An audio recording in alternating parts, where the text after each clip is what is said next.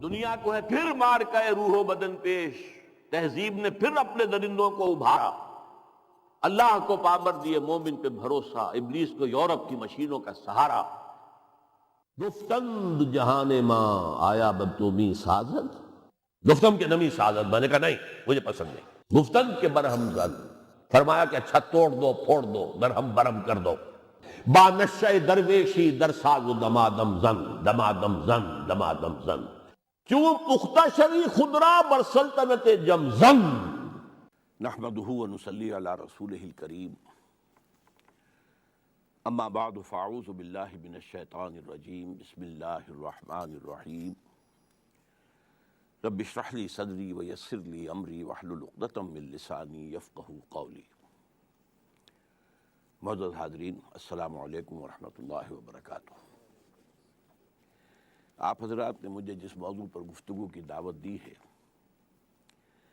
اس کا جو Broad title ہے clash of civilisations and Pakistan, یعنی ہنٹنگٹن نے جو کتاب لکھی کلیش آف سویلائزیشن، اس کے ضمن میں پاکستان جو ہے وہ کہاں کھڑا ہے، کس جگہ کھڑا ہے، کیا ہمارے لیے پروز ہیں، کیا کونس ہیں، پھر اس کے نیچے 10 سب ٹائٹلز بھی ہیں۔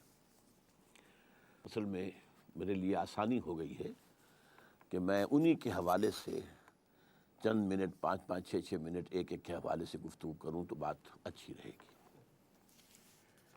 سب سے پہلا سب ٹائٹل ہے back ground of debate on clash of civilisations, اور نمبر 2 ہے ہسٹری آف ویسٹرن سویلائزیشن۔ ان دونوں کو میں ایک میں جمع کر رہا ہوں۔ ویسٹرن سویلائزیشن ایک غلط اصطلاح ہے، اس لیے کہ ویسٹ میں ایک تہذیب تو وہ ہے جو آج ہے، اور اس کی عمر جو ہے وہ 250-300 برس سے زیادہ نہیں ہے۔ اس سے پہلے ویسٹ میں گریک سویلائزیشن رہ چکی ہے، رومن سویلائزیشن رہ چکی ہے، تو مختلف سویلائزیشن رہی ہیں جو اپنا اپنا وقت ختم کر کے اور پوری ختم ہو گئی۔ تو ہمیں کہنا یہ چاہیے کہ دی پریزنٹ ویسٹرن سویلائزیشن، یہ جو پریزنٹ ویسٹرن سویلائزیشن ہے اس کا بیک گراؤنڈ کیا ہے اور اس کی اساسات کیا ہیں۔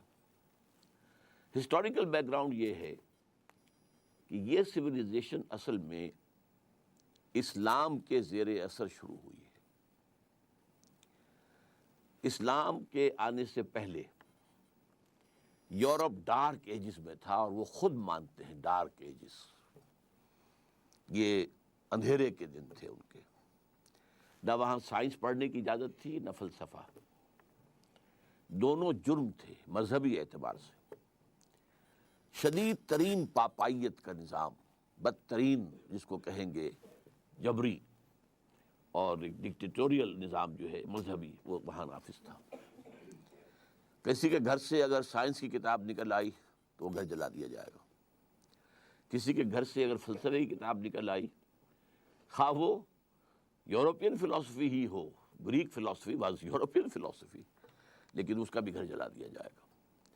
یہ حالات تھے۔ ان حالات میں اسلام داخل ہوا ہے یورپ میں، یہ 712 عیسوی 713 عیسوی میں، یعنی یوں سمجھیے کہ 8ویں صدی کے آغاز میں، 8ویں صدی جو عیسوی ہے اس کے آغاز میں، اور وہاں پر پھر اس کی ایک حکومت بہت بڑی قائم ہوئی۔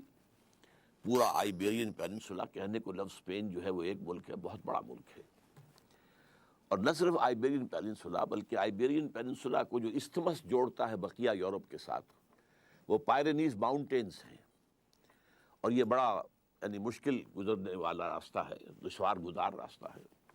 اس کو بھی کراس کیا مسلمانوں نے، ہارٹ آف فرانس تک پہنچ گئے۔ البتہ پھر ان کے بعد ایک شکست ہوئی ہے بہت بڑی 732 میں، اور وہاں سے پھر واپسی شروع ہوئی ہے۔ وہ واپسی جو شروع ہوئی ہے پھر اس میں پھر پائرینیز سے گزر کر لیکن اسپین کے اندر قدم جمائے رکھے۔ اسپین کے بڑے حصے میں 500 برس تک حکومت رہی، لیکن ویسے 800 برس تک حکومت شمار ہوتی ہے۔ فال آف گرینیڈا اگر آپ لیں گے تو وہ 1492 کا ہے، تو اس سے آپ کو اندازہ ہوگا کہ 800 برس وہاں پر حکومت رہی۔ اچھا، اس میں ایک ہسٹوریکل فیکٹر یہ ہے کہ اسپین کے فتح میں مسلمانوں کی مدد کی تھی یہودیوں نے، اس لیے کہ یہودی شدید پرسیکیوشن کا شکار تھے، شدید، اور سب سے سخت جو ان کے اوپر تعذیب تھی، سب سے سخت پرسیکیوشن وہ اسپین میں تھی۔ اسپین جو ہے وہ بہت گہرا مذہبی ملک تھا، اور آج بھی وہ بہت گہرا مذہبی ملک ہے اور ہے رومن کیتھولک 100%۔ لیکن یہ ہے کہ اس وقت جو کیفیت تھی، یہودیوں کو وہ ستاتے تھے، مارتے تھے، گیٹوز میں رکھا ہوا تھا، باقی یورپ میں بھی، لیکن سب سے زیادہ شدید معاملہ جو ہے وہ اسپین میں تھا۔ لہٰذا انہوں نے طارق بن زیاد کو راستے دکھائے، ادھر سے جاؤ ادھر آؤ، مدد کی۔ نتیجہ کیا نکلا کہ وہاں کے عرب حکمرانوں نے یہودیوں کو سر پر بٹھا لیا۔ چنانچہ یہ وہ بات ہے کہ جو 1967 جو وار تھی، عرب اسرائیلی وار، اس میں جب یہودیوں کو اسرائیل کو فتح حاصل ہو گئی تو جشن منایا انہوں نے پیرس میں، اور بن گوریون نے وہاں پر تقریر کرتے ہوئے کہا تھا، Muslim Spain was the golden era of our diaspora. یہ ڈائسپورا شروع کب ہوا تھا؟ سن 70 عیسوی میں، حضرت عیسیٰ کے رفع سماوی کے 40 برس کے بعد ڈائسپورا شروع ہوا، اس لیے کہ یہودیوں نے رومنز کے خلاف بغاوت کی تھی۔ اس کے نتیجے میں پھر ٹائٹس رومن جنرل نے جو آ کر تباہی مچائی ہے، 1,33,000 یہودی ایک دن میں قتل کیے۔ اسے آپ اندازہ کیجئے کہ ٹوٹل کتنا ہوگا ایک دن کا، 133,000، اور پھر ان کو نکال دیا، بھاگ جاؤ یہاں سے، اس ملک میں، اس خطے میں تمہارا کوئی وجود نہیں ہوگا۔ اس سے ڈائسپورا شروع ہوا۔ اب جس کا یہاں سیگ سمایا، کوئی یورپ میں چلا گیا، کوئی انڈیا میں آ گیا، کوئی یہ نارتھ افریقن کنٹریز میں اب بھی بیٹھے ہوئے بہت بڑے آرام سے ہیں، بڑے اچھے ٹریڈرز ہیں، ترکی میں آ گئے، وہاں پر بھی۔ تو اس طریقے سے یہ پھیلتے چلے گئے، تو یہ ڈائسپورا کہلاتا ہے۔ تو گولڈن ایرا جو ہے وہ ڈائسپورا کا ان کے لیے وہ اسپین ہے۔ اب جو کلچر اور جو تہذیب زبردست ہسپانیہ کے اندر ڈیولپ ہوئی، اور علمی طور پر بڑی بڑی یونیورسٹیز، کارڈووا کی یونیورسٹی، قرطبہ کی، گرناڈا کی، غرناطہ کی یونیورسٹی، تولیڈو، یہ یونیورسٹی تولیتلا جس کو کہتے ہیں، یہاں پر یورپ سے بھی نوجوان آتے تھے پڑھنے کے لیے۔ اور جو قریب ترین ملکیں 3 ہیں، پہلے فرانس ہے، پھر جرمنی، اور نیچے جو ہے ٹانگ نیچے نکل جاتی ہے اٹلی کی۔ یہ تینوں ملک جو ہیں ہسپانیہ سے قریب ترین ہیں، وہاں کا نوجوان آتا تھا، اور اسلام نے جو تہذیب دی تھی اس کی بنیادیں کیا تھی؟ توہمات سے نکل آؤ، اپنا موقف قائم کرو علم پر، وَلَا تَقْفُ مَا لَيْسَ لَكَ بِهِ عِلْمٌ إِنَّ السَّمْعَ وَالْبَصَرَ وَالْفُؤَادَ كُلُّ أُولَٰئِكَ كَانَ عَنْهُ مسئولا۔ ہم نے تمہیں آنکھیں دی ہیں، سماعت دی ہے، بصارت دی ہے، دماغ دیا ہے، کمپیوٹر دیا ہوا ہے اس دماغ کے اندر، اس سے کام لو۔ صرف توہمات کے اوپر کوئی عقائد قائم کر لینا اور اپنا موقف بنا لینا جائز نہیں ہے۔ اور اس کو علامہ اقبال نے مانا ہے کہ یہ inner core of the present western civilization یہ ہے، اینڈ دس از قرآنک۔ ان کی جو مشہور کتاب ہے، لیکچرز جو ہیں 6-7 بلکہ ہیں وہ، the reconstruction of religious thought in Islam, اس کے پریفیس میں وہ لکھتے ہیں، the inner core of the present western civilisation is Islamic. علم سے کے اوپر معاملہ رکھو، آنکھ کھولو، کان کھولو، دیکھو، سنو، نتیجہ نکالو، اور جو نتیجہ نکلا اسے میموری کے اندر فیڈ کر دو، پھر اور دیکھو اور سنو اور دیکھو اور محسوس کرو اور نتیجے نکالو، پرانی میموری سے اس کو جو ہے ٹیلی کرو اور نتیجہ نکالو، اور پھر دماغ میں رکھو۔ یہ تھا جو انر کور تھا عرب سویلائزیشن کا، اور اس میں فریڈم آف ریلیجن، مذہب کی پوری آزادی، برابر، کوئی تشدد کسی پر نہیں، کوئی پرسیکیوشن نہیں، کسی کے اوپر جبر نہیں۔ پھر وہاں پر مساوات، تمام مسلمان بالکل مساوی، ایک کندھے سے کندھا لگا کر۔ اگر کوئی پہلی صف کے اندر جا کر کوئی غلام بیٹھ گیا ہے تو کوئی بادشاہ بعد میں آیا ہے تو غلام کو اٹھا نہیں سکتا وہاں سے، اسے غلام کے ساتھ جو ہے ایک ہی صف میں کھڑے ہو گئے محمود و ایاس، نہ کوئی بندہ رہا اور نہ کوئی بندہ نواز۔ یہ تہذیب اسلام نے دی تھی۔ اس تہذیب کے اثرات جو ہیں، اب ہوا کیا تھا، جیسے ہمارے نوجوان جاتے ہیں یورپ میں اور امریکہ میں، لیکن اکثر و بیشتر پھر وہیں کے ہو کر رہ جاتے ہیں، اور ہمارا جو ہے برین ڈرین ہوا ہے، ٹیلنٹ ہمارا یہاں سے وہاں جا کر جو ہے وہ یوز ہو رہا ہے، اور انہیں سستا جو ہے انسانی مواد مل گیا ہے جس کو وہ استعمال کر رہے ہیں۔ لیکن یہ لوگ آتے تھے، پڑھتے تھے، واپس جاتے تھے۔ اچھا، ان لوگوں کے اندر یہودیوں نے بیٹھ کر عیسائیت سے اپنا انتقام لینے کے لیے جو اسلام کے اصول تھے ان کو مزید ایکسٹینڈ کر کے، مثلا فریڈم. اب ایک فریڈم تو کیا ہے، اسلام کا تصور یہ ہے کہ تم سب فری ہو، اللہ کے بندے ہو. You are all slaves but not to any human being but to Allah. تو آزادی ایک محدود آزادی ہے. آپ کو قرآن و سنت کے دائرے میں رہ کر آزادی حاصل ہوگی، اس سے زیادہ نہیں. انہوں نے مادر پدر آزادی کا تصور، لبرلزم کے انجیکشن لگا ہے آزادی. اسی طریقے سے عورت اور مرد کے درمیان مساوات، ان کے حقوق، ان کا ایک بیلنس اسلام نے دیا تھا. انہوں نے اس کو بھی، مساوات کو بھی، عورت اور مرد کی بالکل کامل مساوات قرار دے کر اور خاندانی نظام کو تباہ کرنے کا بندوبست کیا. اس طرح سے انہوں نے یہ سویلائزیشن جو ہے رفتہ رفتہ وہاں پھیلی. نتیجہ کیا نکلا؟ کچھ عرصے کے بعد مسلمان تو وہاں سے نکال دیے گئے. 1492 میں یہ ہے فال آف غرناطہ کا سقوط غرناطہ. مسلمان تو ختم ہو گئے، یہودی اور مسلمان دونوں ختم کر دیے گئے، الا ان کے کہ جنہوں نے عیسائیت قبول کر لی، دل سے کی یا جھوٹ موٹ کو کی، لیکن جو بھی عیسائی ہو گئے وہ بچ گئے. ورنہ کوئی مسلمان نہیں بچا، کوئی یہودی نہیں بچا پورے آئیبیرین پیننسولا میں. یا قتل کر دیے گئے، جلا دیے گئے، یا ہوائی وہ سمندری جہازوں میں بھر بھر کر انہوں نے جا کر اور شمالی افریقہ کے ساحل کے اوپر ڈمپ کر دیا. لیکن یہ فکر اور یہ تہذیب کہ جس کے جراثیم اسلام نے دیے تھے اور جو یہودیوں کے ذریعے سے پھر سینٹرل یورپ کے اندر پہنچے، یہ بڑھتے رہے، پروان چڑھتے رہے.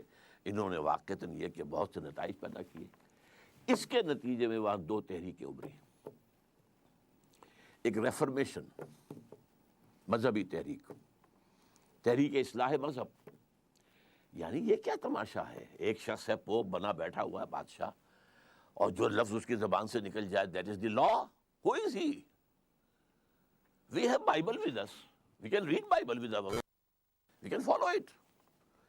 پوپ کے خلاف بغاوت. پروٹیسٹنٹ مذہب پیدا ہوا. پروٹیسٹ کہتے ہیں کسی احتجاج. یہ احتجاج تھا، پروٹیسٹ تھا وہ ٹرینی کے خلاف کہ جو پوپ کی حکومت کی شکل میں موجود تھی. نمبر ایک. نمبر دو یہ کہ اب وہ جو دروازے کھل گئے علم کے، تو سائنس کی ترقی شروع ہوئی.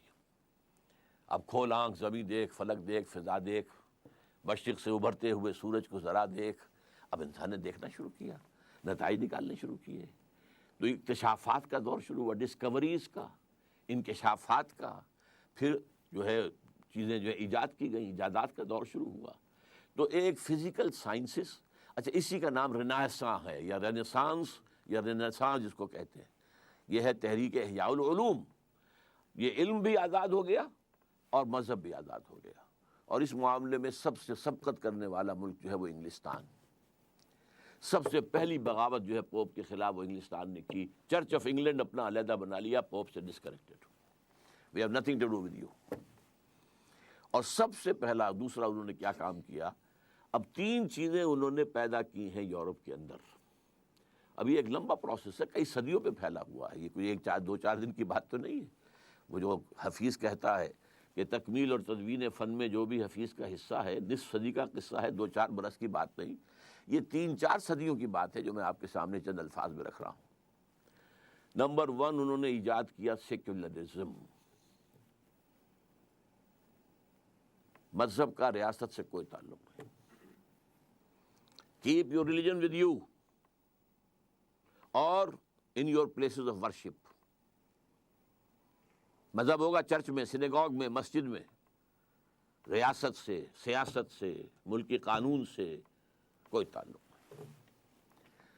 تو لبرل سیکولر سیاست یہ یہود کی ایجاد ہے. نمبر 2 انٹرسٹ حرام تھا، سود دونوں طرح کا، یوزری بھی اور کمرشل انٹرسٹ بھی، دونوں حرام تھے جب تک پوپ کا اقتدار تھا. اس کے خلاف کیلوین کے ذریعے سے کتاب لکھائی گئی اور پھر اس سے انٹرسٹ کو جائز قرار دیا گیا. لہذا سب سے پہلا بینک جو ہے وہ بھی انگلینڈ میں قائم ہوا، بینک آف انگلینڈ. معیشت اب سود کی بنیاد پر، جوئے کی بنیاد پر، یہ معیشت اس سے چلے گی. تیسرا کام انہوں نے یہ کیا، یہ ان کا انتقام تھا عیسائیوں سے اور یورپ سے بدلہ لینے کے لیے، کہ ان میں بد اخلاقی، فحاشی، بے پردگی، عریانی، فری سیکس، اسے رواج دو. Make them animals. بھول جائیں یہ کہ کیا شرم کیا ہوتی ہے اور حیا کس چیز کا نام ہے. یہ سب میک دم اینیملس. جیسے حیوانات ہوں، درندے ہوں. ظاہر بات ہے کہ سیکشول ان کا ایکٹ جو ہے پبلک میں ہوتا ہے، کھل کر ہوتا ہے. تو آپ زو میں جا کر دیکھ لیجیے، وہ ہو رہا ہے جو کچھ ہوگا.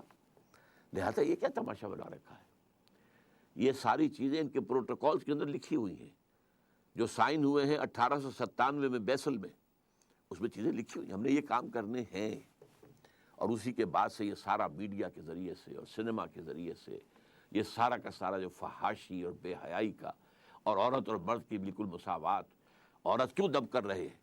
عورت اگر اول شادی نہیں کرے گی اور شادی کرے گی تو اس طرح کرے گی کہ آپ اگر اسے طلاق دیں گے تو آپ کی آدھی جائیداد فوراً اس کی ہو جائے گی. اور اگر ایک گھر ہے آپ کے پاس تو وہ اس کے پاس رہے گا. You will be out. تو لوگوں نے شادی کرنی چھوڑ دی. اب آپ امریکہ میں جائیے، یورپ میں جائیے، آپ کو بہت سے لوگ یہ کہتے ہوئے ملیں گے we are living together, we are not married. بغیر کسی ویڈ لاک کے وہاں بچے پیدا ہوتے ہیں. 60% سے زیادہ بچے جو ہیں فرانس کے اندر وہ اس طرح پیدا ہوئے. اور کلنٹن نے کہا تھا، اس کا جو آخری سال تھا آفس میں ایز پریزیڈنٹ، تو جو State of the Union address اس کا ہوتا تھا سالانہ، اس میں کہا تھا کہ عنقریب ہماری قوم کی اکثریت، امریکن نیشن کی اکثریت حرام زادوں پر مشتمل ہوگی. اس کے لفظ کیا ہیں؟ Born without any wedlock. شادی کا کوئی بندھن نہیں ہے اور بچے ہو رہے ہیں. یہ 3 پرونگڈ ہے معاملہ یہ جدید تہذیب کا. چوتھا کیا ہے جو بہت اہم ہے؟ فزیکل سائنسز کا ارتقاء اور ٹیکنالوجی کا ارتقاء.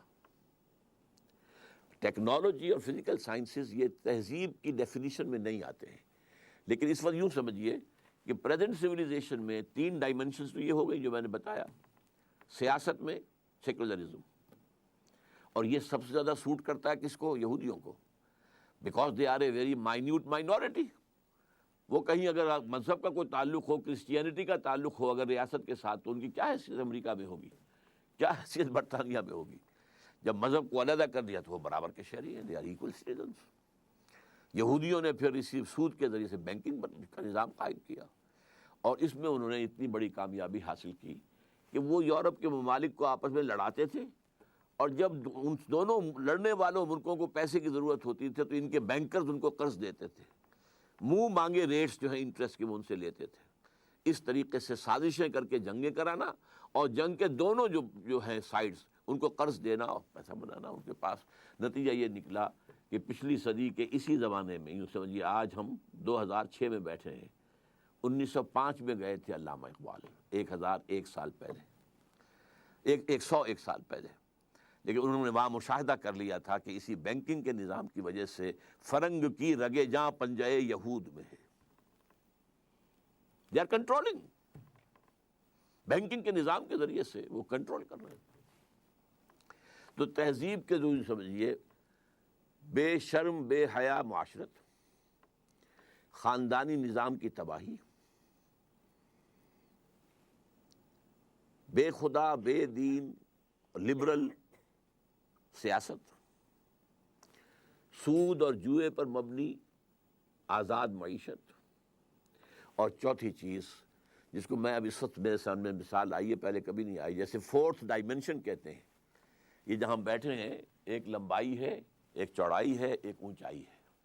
یہ 3 ڈائمنشنل اسپیس کا کانسیپٹ ہے. لیکن یہ کہ آپ کو معلوم ہے کہ آئنسٹائن نے آ کر جو کانسیپٹ دیا، time is the 4th dimension space, and that is the most important. Visible نہیں ہے، it's the 4th dimension of space. اسی طرح اس تہذیب کے جو 4th ڈائمنشن ہے وہ فزیکل سائنسز اور ٹیکنالوجی ہے. یہ ہے موجودہ. اب چونکہ یہ سائنس سے اور ٹیکنالوجی سے قوت بڑھ گئی تو یہ پھر نکلے. یورپ سے جو نکلے ہیں ادھر گئے تو امریکہ کو فتح کیا. امریکہ کے جو وہاں کے رہنے والے لوگ تھے ان کا تقریباً نام و نشان مٹا دیا، اس لیے کہ وہ ذرا مہذب نہیں تھے، وحشی تھے. اور وحشی لوگ غلام ہونا پسند نہیں کرتے، مرنا پسند کرتے ہیں، لہذا انہوں نے اپنی تباہی جو ہے قبول کر لی، غلامی قبول نہیں کی۔ لیکن اس کے بعد ان کا جو آیا ہے سیلاب، 1492 میں فال آف اسپین ہوا ہے، فال آف گرینڈا، 1498 میں واسکو ڈی گاما نے راستہ تلاش کر لیا round the good Cape of Good Hope, اور پورا مشرقی ایشیا جو ہے یہ یورپین طاقتوں کے، اب وہ نئے اسلحہ کے ساتھ آئے تھے، بارود کا استعمال یہاں کون جانتا تھا، گنز کس کے پاس تھی، لہذا وہ فتح کرتے چلے گئے، اور پوری دنیا میں وہ تہذیب جو ہے پھیل گئی۔ اور اس تہذیب کے پھیلنے میں جہاں اس کا بھی دخل ہے کہ اٹھنے والی قوموں کے اندر کوئی اچھے اوصاف ہوتے ہیں، ہارڈ ورکنگ ہوتے ہیں، زبان کے پکے ہوتے ہیں، تو نئی نئی ابھرتی ہوئی قومیں تھیں، ان کے اندر یہ باتیں تھیں۔ اور دوسرے یہ کہ ان کا جو اسلحہ تھا اس کی وجہ سے پوری دنیا میں نہ صرف یہ کہ وہ کولونیلزم آ گیا، بلکہ تہذیبی اعتبار سے بھی پوری دنیا غلام ہو گئی۔ So the present global civilization of the world, it is by origin European, but today it is global. اس میں تین چیزیں تو ان کی گلوبل ہو چکی ہیں، تین میں سے دو، سیکولرزم، یہ سکہ چل رہا ہے ہر جگہ پر پوری دنیا میں، انٹرسٹ اینڈ بینکنگ کی بنیاد کے اوپر معاشی نظام پوری دنیا میں ہے۔ البتہ تیسرا معاملہ جو ہے تہذیبی، جس کو اگر نیرو سینس میں تہذیب کا لفظ استعمال کیا جائے تو خاندانی نظام ہے، شرم اور حیا ہے، شادی کا بندھن ہے، اس کا تقدس ہے، والدین کی خدمت ہے، ان کا ادب ہے، بڑھاپے میں ان کی خدمت کرنا، یہ ساری چیزیں جو ہے، یہ تیسری چیز جو ہے اس کے خلاف اب ان کی پوری طاقت لگی ہوئی ہے کہ مسلم ورلڈ میں سے ان تمام چیزوں کو بھی ختم کر دیں، واش آف کر دیں، تاکہ جیسے ہم ہیں ویسے ہی وہ ہو جائے۔ چنانچہ پہلے کائرو کانفرنس ہوئی تھی، ویمن لب کانفرنس، 5 سال کے بعد بیجنگ کانفرنس ہوئی، پھر بیجنگ +5 کانفرنس ہوئی جا کر نیو یارک میں یونائٹڈ نیشنز جنرل اسمبلی کے تحت، اور اس کا سب کا ایجنڈا کیا تھا اور کیا ان کی سفارشات ہیں؟ عورت اور مرد بالکل یکساں، نمبر 1، انہیریٹنس میں بھی اور شہادت میں بھی۔ عورت اگر اپنا جسم بیچتی ہے تو اس سے آپ برا نہیں کہہ سکتے، پروسٹیٹیوشن کوئی برائی نہیں ہے، بلکہ پروسٹیٹیوشن کا لفظ بھی اپنے لغت سے نکال دو، انہیں کہو سیکس ورکرز۔ جیسے ایک مزدور اپنی مسل پاور استعمال کرتا ہے، کسی چلا رہا ہے یا ہل چلا رہا ہے، ایسے انہوں نے اپنے جسم کا ایک حصہ استعمال کیا ہے اور پیسے لیے ہیں، تو what blame? They are sex workers, not prostitutes۔ پھر ہومو سیکشولیٹی، اس کو بھی ایک نارمل انکلینیشن مانا جائے، یہ نہیں ہے کہ فطرت سے کوئی فرار ہے اور فطرت سے کوئی دور، نہیں، نارمل ہے۔ اچھا، عورت اول تو شادی کرے گی نہیں کرے گی تو گھر کا کام کاج کرنے کی وہ پابند نہیں ہے، اگر کرے گی تو ویج لے گی اپنے شوہر سے، اگر گھر کا کوئی کام کرے گی۔ اور یہ بھی بچے پیدا کرنا بھی کوئی اس کا فرض نہیں ہے، اگر وہ حمل اور ولادت کے سختیوں سے گزرے گی تو بھی ویجز لے گی مرد سے۔ یہ ایجنڈا دنیا کو دیا گیا ہے بیجنگ +5 کانفرنس یونائٹڈ نیشنز کی جنرل اسمبلی کے تحت۔ تو یہ ہے پریزنٹ سویلائزیشن، اور اس کا جو اثر ہے عالم اسلام پر، کہ دو چیزیں تو پوری طور پر، ایک تو یہ کہ ٹیکنالوجی تو چھائی گئی، لیکن یہ کہ تہذیب کے عناصر میں سے دو پورے طور پر پورے عالم اسلام میں ہے، پورے دنیا میں بھی ہے۔ تیسرا البتہ جو ہے اس میں ابھی کچھ ہم تھوڑا بہت ریلیکسٹنس شو کر رہے ہیں، لیکن billions and billions of dollars جو ہے وہ NGOs کو جو دیے جا رہے ہیں وہ اسی کام کے لیے دیے جا رہے ہیں۔ تیسرا سوال آپ کا جو ہے میرا خیال ہے کہ میں نے کور کر لیا ہے، values and institutions of western civilization. Values بھی سامنے آ گئیں، انسٹیٹیوشنز بھی سامنے آ گئیں۔ سب سے بڑا انسٹیٹیوشن پارلیمنٹ، سب سے بڑا انسٹیٹیوشن بینک، باقی یہ ہے کہ جو بھی ایک فری سیکس، یہ ان کے انسٹیٹیوشنز ہیں۔ Why did Western civilization become so powerful؟ اس کا جواب بھی میں دے چکا ہوں۔ نمبر 1، ایک تو یہ کہ ان کے پاس جو ٹیکنیکل طاقت تھی اس کا مقابلہ کرنے والے دنیا میں کوئی تھے ہی نہیں۔ There was no match۔ Number دو یہ کہ یہ ذرا نیسنٹ ہیومن پوٹینشل تھا، اور یہ ایک فلسفہ ہے ہسٹری کا، فلاسفی آف ہسٹری، کہ ایک قوم اٹھتی ہے، پوری قوت کو پہنچتی ہے، جوان ہوتی ہے، پھر ادھیڑ ہوتی ہے، اور پھر بوڑھی ہو جاتی ہے، پھر مر جاتی ہے۔ یہ قومیں ابھری، یہ اپنے ان ڈارک ایجز سے نکل کر آئیں، جو وحشت کا دور تھا اور وحشیانہ جو انداز ان کا تھا اس سے نکل کر آئیں۔ تو ان کے اندر ایک طاقت تھی، نیسنٹ پوٹینشل جس کو میں کہہ رہا ہوں۔ یہ اسپینگلر کا ویو ہے جو میں نے ابھی آپ کو بتایا ہے کہ نیشنز اینڈ سویلائزیشنز وہ پیدا ہوتی ہیں، پھر بچپنا لڑکپن آتا ہے، پھر اس کے بعد جوانی آتی ہے، اس کے بعد ادھیڑ ابھر آتی ہے، اس کے بعد وہ بوڑھی ہو کر مر جاتی ہے۔ تو یہ تہذیب ابھی ویسے اپنی جوانی سے گزر آئی ہے، یہ اگر کھڑی ہے تو ٹیکنالوجی کے بل پر کھڑی ہے، اپنی تہذیب کے بل پر نہیں، اپنی طاقت ٹیکنالوجی، جو کچھ ہتھیار نیا میدان میں لے آتے ہیں۔ آپ کو معلوم ہے کہ افغانستان میں روس کو بھگانے والا، ویسے تو کہنے کو ہم کہہ دیتے ہیں اور صحیح بھی ہے کہ جو جذبہ شہادت تھا یہ افغانوں کے اندر، اور وہ غلام رہنا نہیں جانتے تھے، لہذا انہوں نے جانیں دے کر، لیکن پھر یہ کہ ان کو یوز کیا امریکہ نے، ہتھیار بے پناہ، ڈالرز ٹرنک کے ٹرنک بھرے ہوئے آتے تھے، ان میں سے اس بہتی گنگا میں ہمارے جرنیلوں نے بھی ہاتھ دھوئے ہیں، اور کروڑوں اربوں جو ڈالر ہے کمائے ہیں، اور بڑے بڑے ان کے بیٹے جو ہیں بڑے جو ہیں وہ انڈسٹریلسٹ بن کر آ گئے ہیں۔ کہاں سے آ گئے، کہاں سے پیسہ آ گیا؟ یہ جرنیل تو کبھی سائیکلوں پر گھوما کرتے تھے۔ بہرحال اس میں آخری فیصلہ کن ہتھیار کون سا تھا؟ Stinger missile. روس بھاگا ہے صرف سٹنگر میزائل کی وجہ سے۔ یہ میزائل کیا ہے؟ ہیلی کاپٹر آیا، گن شپ ہیلی کاپٹر سب سے بڑا ہتھیار تھا رشیا کا، اور اسے بچنے کی کوئی شکل نہیں تھی۔ ایسے بھی وہ بم لے آیا تھا کہ اگر جو بم آ کر پھٹے گا پہاڑ کے اوپر لگے گا، وہ پھٹے گا نہیں، بلکہ اس کا برما چلنا شروع ہو جائے گا، اور وہ اس کو کھودتے ہوئے اندر پہنچ جائے گا، جہاں جا کر خلا آئے گا تب پھٹے گا، یعنی جہاں غاروں میں چھپے ہوئے ہوتے تھے افغان مجاہدین وہاں جا کر پھٹے گا۔ یہ ہتھیار روس کے پاس تھا، لیکن سٹنگر میزائل اس کا علاج ہی کوئی نہیں، وہ تو پیچھا کرتا تھا۔ یہ نہیں کہ آپ نے میزائل پھینکا ہے، لگ گیا تو لگ گیا، نہیں گیا تو گیا، نہیں، بلکہ وہ جائے گا، وہ ہیٹ کے ساتھ ساتھ جدھر جدھر وہ جہاز جا رہا ہے یا جدھر جدھر ہیلی کاپٹر جا رہا ہے وہ جائے گا، جا کے ٹریٹ کرے گا، اسے بھاگا۔ آپ کو معلوم ہے کہ فرسٹ گلف وار کے اندر جو نیا ہتھیار لے کر آیا تھا امریکہ، ایک تو یہ کہ اس کے جو جائنٹ بامبرز تھے، جو جہاز آئے تھے، اور جس طرح اس نے وہاں ان کی ساری کی ساری کمیونیکیشن کو جیم کیا، یہ سب ٹیکنالوجی تھی نا۔ لیکن وہ اسکڈ میزائل لے کر بیٹھا ہوا تھا صدام حسین، اس کا خیال تھا کہ میرے پاس بڑی طاقت ہے، میں یہاں سے تل ابیب کو اڑا سکتا ہوں۔ اسکڈ میزائل کا توڑ امریکہ لا کر اس نے دے دیا اسرائیل کو، جو اس کو کہتے ہیں پیٹریوٹ میزائلز، کہ اگر کوئی میزائل آ رہا ہوگا تو یہ راستے ہی میں اس سے ٹکرائے گا، اور ہوا ہی میں وہ دونوں میزائل جو ہے ایکسپلوڈ ہو جائیں گے۔ اسکڈ میزائل کا علاج نکال دیا۔ اب پتہ نہیں اور کیا کیا ہتھیار ان کے پاس ہے، لیکن اس وقت ان کی تہذیب، اگر کہیں اسے تہذیب، ورنہ تو واقعہ یہ ہے کہ جو علامہ اقبال نے کہا تھا کہ دیار مغرب کے رہنے والوں، خدا کی بستی دکان نہیں ہے، کھرا جسے تم سمجھ رہے ہو وہ اب ذرے کم عیار ہوگا، تمہاری تہذیب اپنے خنجر سے آپ ہی خودکشی کرے گی، جو شاخ نازک پہ آشیانہ بنے گا ناپائیدار ہوگا۔ یہ جو پروفیسی کہہ لیجئے اقبال کی طرف سے جو پیشن گوئی تھی 100% پوری ہو چکی ہے، تہذیب مغربی مر چکی ہے، یہ صرف سائنس اور ٹیکنالوجی کے بل پر کھڑی ہوئی ہے۔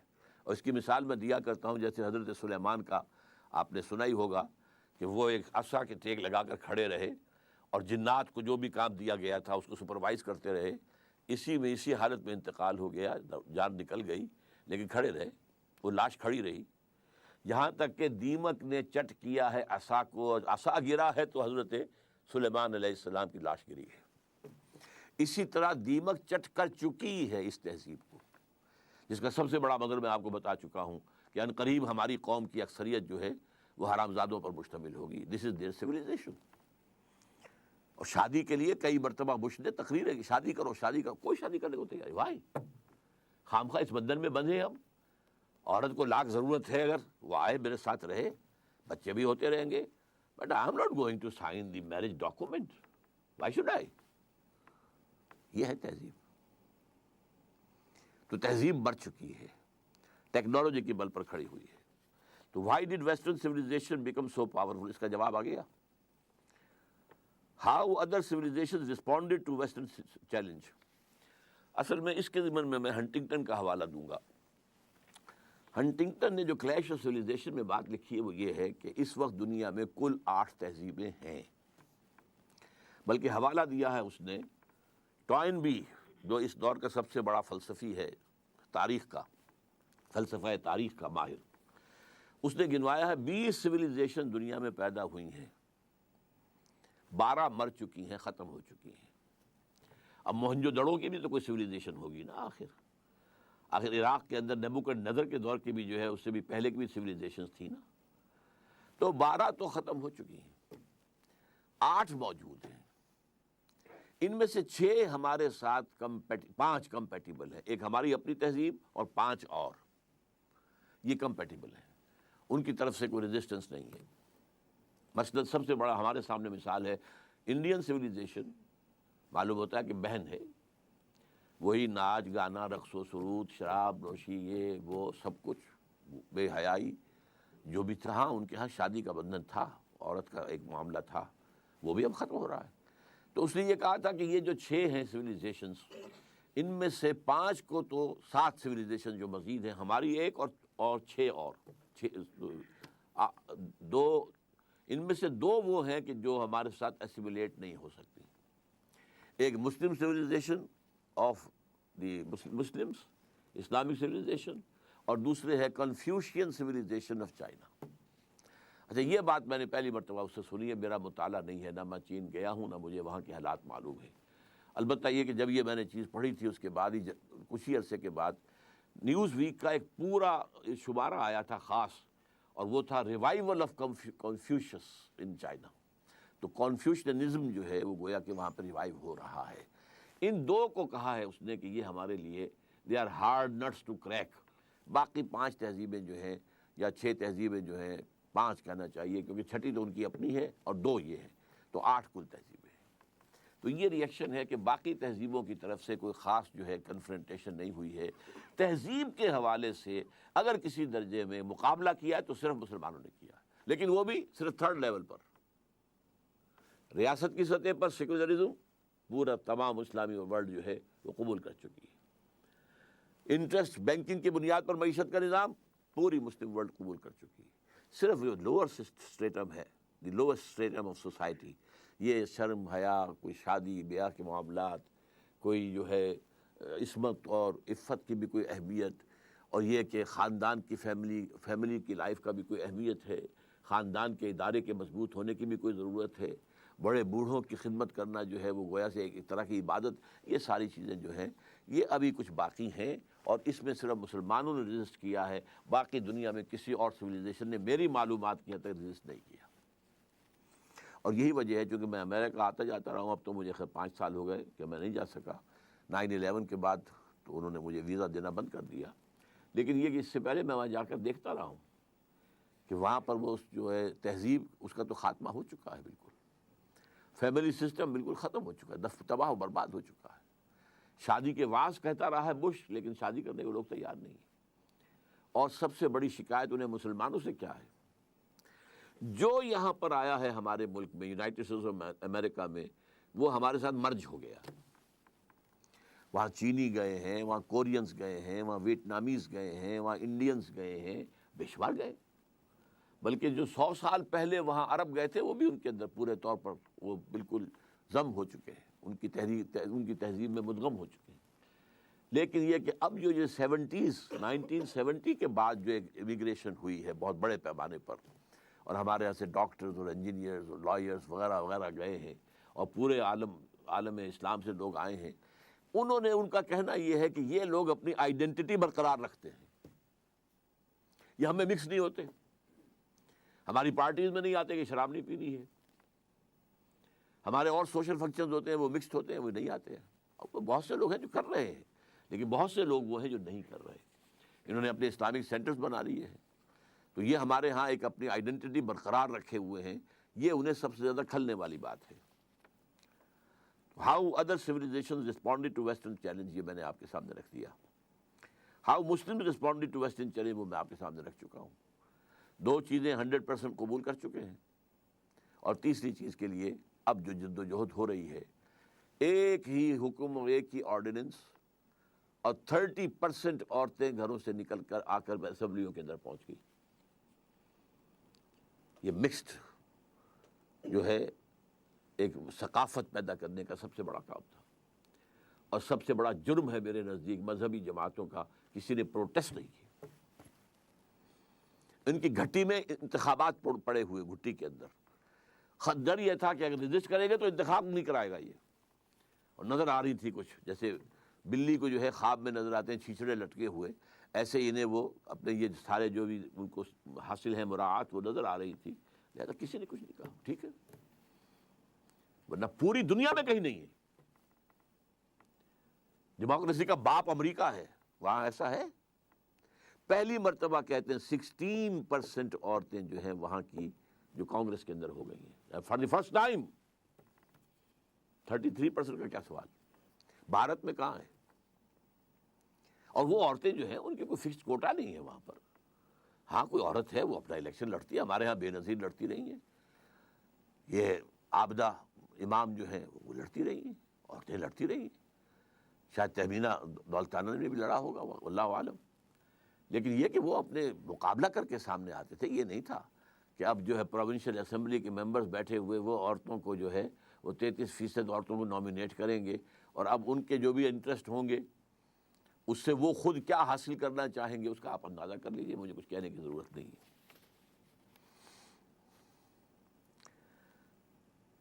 Why have Muslims failed in their response to the West? ہماری فیلیور کا سب سے بڑا سبب یہ ہے, میں ایک تو بیان کروں گا وہ اسپینگلر کا پوائنٹ آف ویو. تہذیبیں اور قومیں اٹھتی ہیں, اپنے عروج کو پہنچتی ہیں, پھر گرتی ہیں, پھر ختم ہو جاتی ہیں. 12 تہذیبیں ٹوائنبی کے نزدیک ختم ہو چکی ہیں. ہمارا بھی معاملہ یہ تھا کہ ہمارا ایک اوپر کی جو موومنٹ تھی, اپر موومنٹ, وہ عربوں کی زیر قیادت تھی. عرب قوم, nascent potential from the desert area, فطرت کے مقاصد کی کرتا ہے نگہبانی, یا بندہ صحرائی یا مرد کوہستانی, بندہ صحرائی. اس کے بعد کیا ہوا؟ اسلام تو خلافت راشدہ کے بعد سے ڈکلائن شروع ہو گیا, اب ملوکیت آ گئی, وہ اسلام کا نظام شورائی جو ہے حکومت کی سطح پر ختم ہو گیا. لیکن عرب بڑھتے گئے بڑھتے گئے بڑھتے گئے بڑھتے گئے, پھر بوڑھے ہو گئے, پھر مر گئے. ان کی موت کے لیے 2 چیزیں ذہن میں رکھیے. پہلے کروسیڈرز نے آ کر ان کی جو ہے پٹائی کی, لاکھوں کو قتل کیا ہے. یہ جب 1099 میں یروشلم فتح کیا ہے کروسیڈرز نے, تو جتنا قتل عام ہوا ہے کہ گھوڑوں کے گھٹنوں تک خون کی ندیاں بہہ رہی تھیں یروشلم کی گلیوں کے اندر. اور یہ لکھنے والے ویسٹرن جو ہے آتھرز ہیں, انہوں نے شرم کے ساتھ سر جیسے معلوم ہوتا ہے کہ نیچے کیا ہوا ہے, اور شرما کر بات لکھ رہے ہیں, حقیقت کو لکھا ضرور ہے انہوں نے. اور اس کے بعد تاتاریوں کے ہاتھوں آئے اور کروڑوں مسلمان قتل ہوئے, not lakhs, note it, literally کروڑوں. پوری خارزم شاہ کی حکومت عظیم ترین, دی گریٹر خراسان, دی خراسان بزرگ, دی گریٹر خراسان, ختم. ایسا بھی کیا ہے کہ ایک شہر کی ساری آبادی کو قتل کیا اور ان کے دھڑ تو پھینک دیے, صرف سر جو ہے سرے ایک جگہ جمع کیے, ایک پہاڑی کی شکل دی ان کو, اس کے اوپر تخت جمایا گیا, اور کسی تاتاری وحشی سردار نے اس تخت پہ بیٹھ کے شراب پی. This happened in the 13th century of Christian era. 1258 میں فال آف بغداد کے ساتھ عرب قوم کی موت واقع ہو گئی. قومیں رہتی ہیں, اس کے بعد ان کے لیے قیادت نہیں تھی. اس کے بعد سے مسلم ورلڈ کی, مسلم امہ کی قیادت عربوں کے ہاتھ میں نہیں ہے. ہاں اللہ کی طرف سے یہ معجزہ ہو گیا, جنہوں نے کروڑوں مسلمانوں کو قتل کیا تھا وہ خود اسلام لے آئے. ہے آیا فتنہ تاتار کے افسانے سے, پاسباں مل گئے کعبے کو صنم خانے سے. اس کے بعد 4 عظیم ترین مملکتیں جو بنی ہیں انڈیا میں, کون تھے یہ؟ خاص طور پر مغل, ترکان تیموری, یہ ترک تھے. ایران میں ترکان صفوی، دی صفوید ٹرکس، پھر دی سلجوق ٹرکس مڈل ایسٹ کے اندر سلجوقی، اور اناطولیہ سے جو ایشیا مائنر سے شروع ہو کر جو نکلے ہیں پھر آٹومان ٹرکس، تو آپ کو معلوم ہے کہ یورپ کا مشرقی حصہ پورا فتح کیا. ویانا کی سیج تک گئے ہیں، وہاں سے واپسی شروع ہوئی ہے. جیسے حضور کے زمانے میں ٹورز تک پہنچ گئے تھے، تقریباً 200 میل رہ گیا تھا پیرس حضور کے بعد صلی اللہ علیہ وسلم. حضور کا انتقال تو 632 میں ہو گیا ہے، اس کے بعد جو ہے 732 میں وہ شکست ہوئی ہے وہاں پر. اسی طرح ویانا کا جب اٹھانا پڑا ہے محاصرہ، تو وہاں سے بیکورڈ موومنٹ شروع ہوئی ہے. لیکن یہ کہ یورپ کا بہت بڑا حصہ جو ہے ترکوں کے زیر نگی رہا ہے. 400 برس تک خلافت بھی ان کے پاس رہی. پھر ڈاؤن فال آ گیا. اب ہم اس دوسرے ڈاؤن فال کے لوئسٹ ایب پر کھڑے ہوئے ہیں، اور یہ لوئسٹ ایب شروع ہوا ہے 1924 سے. 1924 میں خلافت ختم، صرف ایک سمبل تھا، a symbol of Muslim unity, ختم. اور سن 14 سے 18 تک کی جو جنگ تھی، اس کے نتیجے میں great Ottoman empire just vanished from the surface of the earth, اور at least I can say from the map of the world. زمین تو ختم نہیں ہوا کرتی نا، لیکن یہ کہ بھارت آٹومان امپائر کہاں تھی یہ آج کوئی بھی نہیں بتا سکتا. کہاں بتائیے ذرا نقشے کے اندر کہاں تھی؟ ختم. حصے بکھرے ہو گئے عالم اسلام کے. بغاوت کروائی تھی ترکوں کے خلاف عربوں سے. کرنل لارنس، اس نے جو بغاوت کروائی ہے، یہ جو شاہ بیٹھا ہوا حسین کا اس کا پردادا جو تھا، اس نے بغاوت کی تھی اور ترکوں کو ذبح کیا تھا، ترکوں کو قتل کیا تھا. حرم شریف میں قتل کیا ہے ترکوں کو، اس لیے کہ قلعہ موجود تھا. جو لوگ، اب تو وہ ختم ہو گیا قلعہ، جو لوگ کچھ عرصے پہلے گئے ہیں وہاں پر، تو پہاڑی جو ہے باب عبدالعزیز کے سامنے وہاں پہاڑی نظر آتی ہے، اور پہاڑی کے اوپر ترکوں کا قلعہ ابھی تک موجود تھا. وہ وہاں موجود تھے، توپیں موجود تھیں، وہ توپیں چلا سکتے تھے، لیکن انہوں نے خانہ کعبہ کو نقصان پہنچانا گوارا نہیں کیا. ان کی نگاہوں کے سامنے ترک جو ہے فوجی وہاں پر ذبح کیے جاتے تھے. اور وعدہ کیا تھا؟ ہم تمہیں آزادی دیں گے. ترکوں کے غلام کیوں ہو گئے ہو؟ آزادی کیا دی؟ سب حصے بکھرے کر لیے. عراق انگریزوں کے پاس رہے گا، مصر انگریزوں کے پاس رہے گا، شام فرانسیسیوں کے پاس رہے گا، فلسطین کا بھی مینڈیٹ انگریزوں کے پاس رہے گا، لیبیا اطالویوں کے پاس رہے گا، الجزائر فرانس کے پاس رہے گا، وغیرہ وغیرہ، موریتانیہ اسپین کے پاس رہے گا، وغیرہ وغیرہ. تو یہ لوور اسٹیپ تھا. تو ہم اس اعتبار سے اس وقت تاریخی پہلو سے وہ اپنے دو عروج دیکھنے کے بعد، پہلا عروج under the leadership of the Arabs, دوسرا عروج under the leadership of the tricks. اب یہ دونوں نیچے زمین پر پڑے ہوئے ہیں. ایک تو یہ ہے جو حقیقت ہے جس کو سمجھنا چاہیے، اور دوسرے یہ کہ ہمارا اصل سبب کیا ہے. اسے میں کہوں گا ایمان کی کمزوری. مغرب کا فلسفہ جب ہمارے سر پر آ کر سوار ہو گیا تو اس سے ہمارے ایمان کی جڑیں کھد گئی. مسلمان تو ہم رہ گئے، مومن نہیں رہے. وہ جو پرسنل کنوکشن ہوتی، یقین، جس کو اقبال کہتا ہے یقین پیدا کرے ناداں یقین سے ہاتھ آتی ہے، وہ درویشی کے جس کے سامنے جھکتی ہے فغفوری. یقین نہیں رہا. یقین کہاں ہے؟ We have only a racial creed. یہ ہمارا ایک نسلی عقیدہ ہے جو والدین سے ہمیں منتقل ہو گیا ہے. We are Muslims only because we were born of Muslim parents, that's all. Do we really believe in Allah? Do we really believe He is all powerful? Do we really believe He is present everywhere? Do we really believe in the life hereafter? That it is the real life and it is the eternal life. Do we believe? جانبداری نہ کیجیے، اپنے گریبانوں میں جھانکیے. اور یہ تو آپ لوگ وہ ہیں جن کا ایک دینی ذوق ہے، مزاج ہے، آپ سوچ رکھتے ہیں، آپ چل کر آئے ہیں یہاں. آپ لوگوں کا کیا حال ہے؟ چاہے وہ جدید تعلیم یافتہ لوگ ہیں اور چاہے وہ عوام الناس ہیں. ایمان کہاں ہے؟ اور ایمان کیوں ختم ہوا یہ بھی نوٹ کر لیجئے. اس کی تشخیص کی تھی 20ویں صدی عیسوی کے مفکر اعظم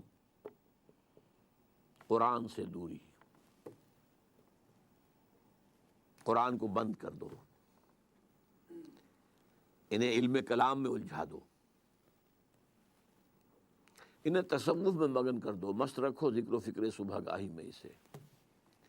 قرآن کو بند کر لو، ورنہ قرآن میں تو یہ پڑھیں گے تو ملوکیت کے خلاف بات سامنے آئے گی، بادشاہت کے خلاف، سرمایہ داری کے خلاف، لہذا اس کو بند کر دو۔ اول تو یہ کہ عربی زبان جو ہے وہ ایران نے آ کر بیریئر لگا دیا کہ عربی رک گئی۔ یہ بھی ایک تاریخی حقیقت سے نوٹ کر لیجئے۔ عربین پیننسولا یوں چلتا ہے، نیچے سے چوڑا ہے، اوپر سے تنگ ہے، ادھر سے خلیج فارس آ رہی ہے اور ادھر سے بحر قلزم آ رہا ہے۔ اچھا، اس کے اوپر جو ہے تاج بڑا رکھا ہوا ہے، وہ بھی عرب ورلڈ ہے، عراق عرب اور شام عرب، اور اس کو کہتے ہیں الجزیرہ۔ یہ جزیرہ نما عرب جو ہے الجزیرہ ہے۔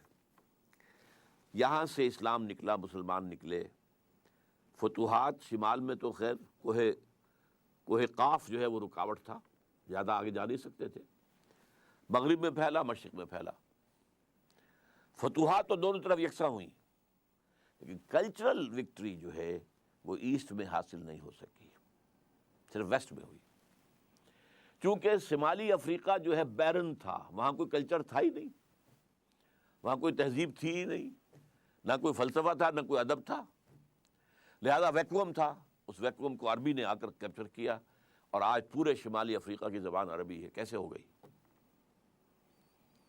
That was due to that vacuum of culture۔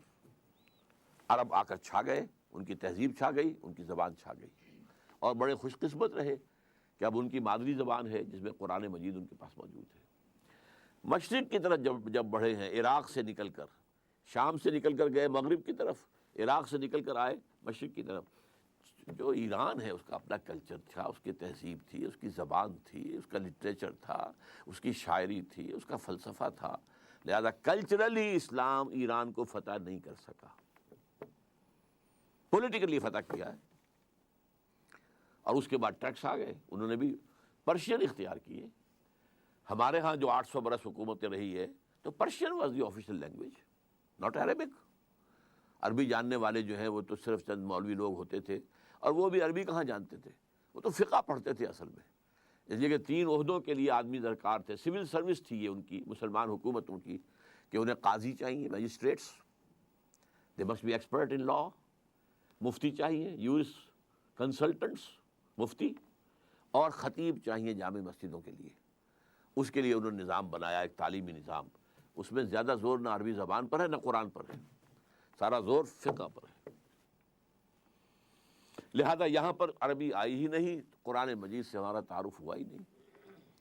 یہ تو آج سے تقریباً سمجھیے کہ 300 برس پہلے شاہ ولی اللہ دہلوی رحمۃ اللہ علیہ نے قرآن کو کھولا ہے، فارسی میں ترجمہ کیا ہے، حالانکہ ان کے خلاف بغاوت ہو گئی تھی اور مولویوں نے فساد کھڑا کر دیا تھا، انہیں جرم کیا ہے، ترجمہ کیا ہے، قرآن کا ترجمہ کیا فارسی میں۔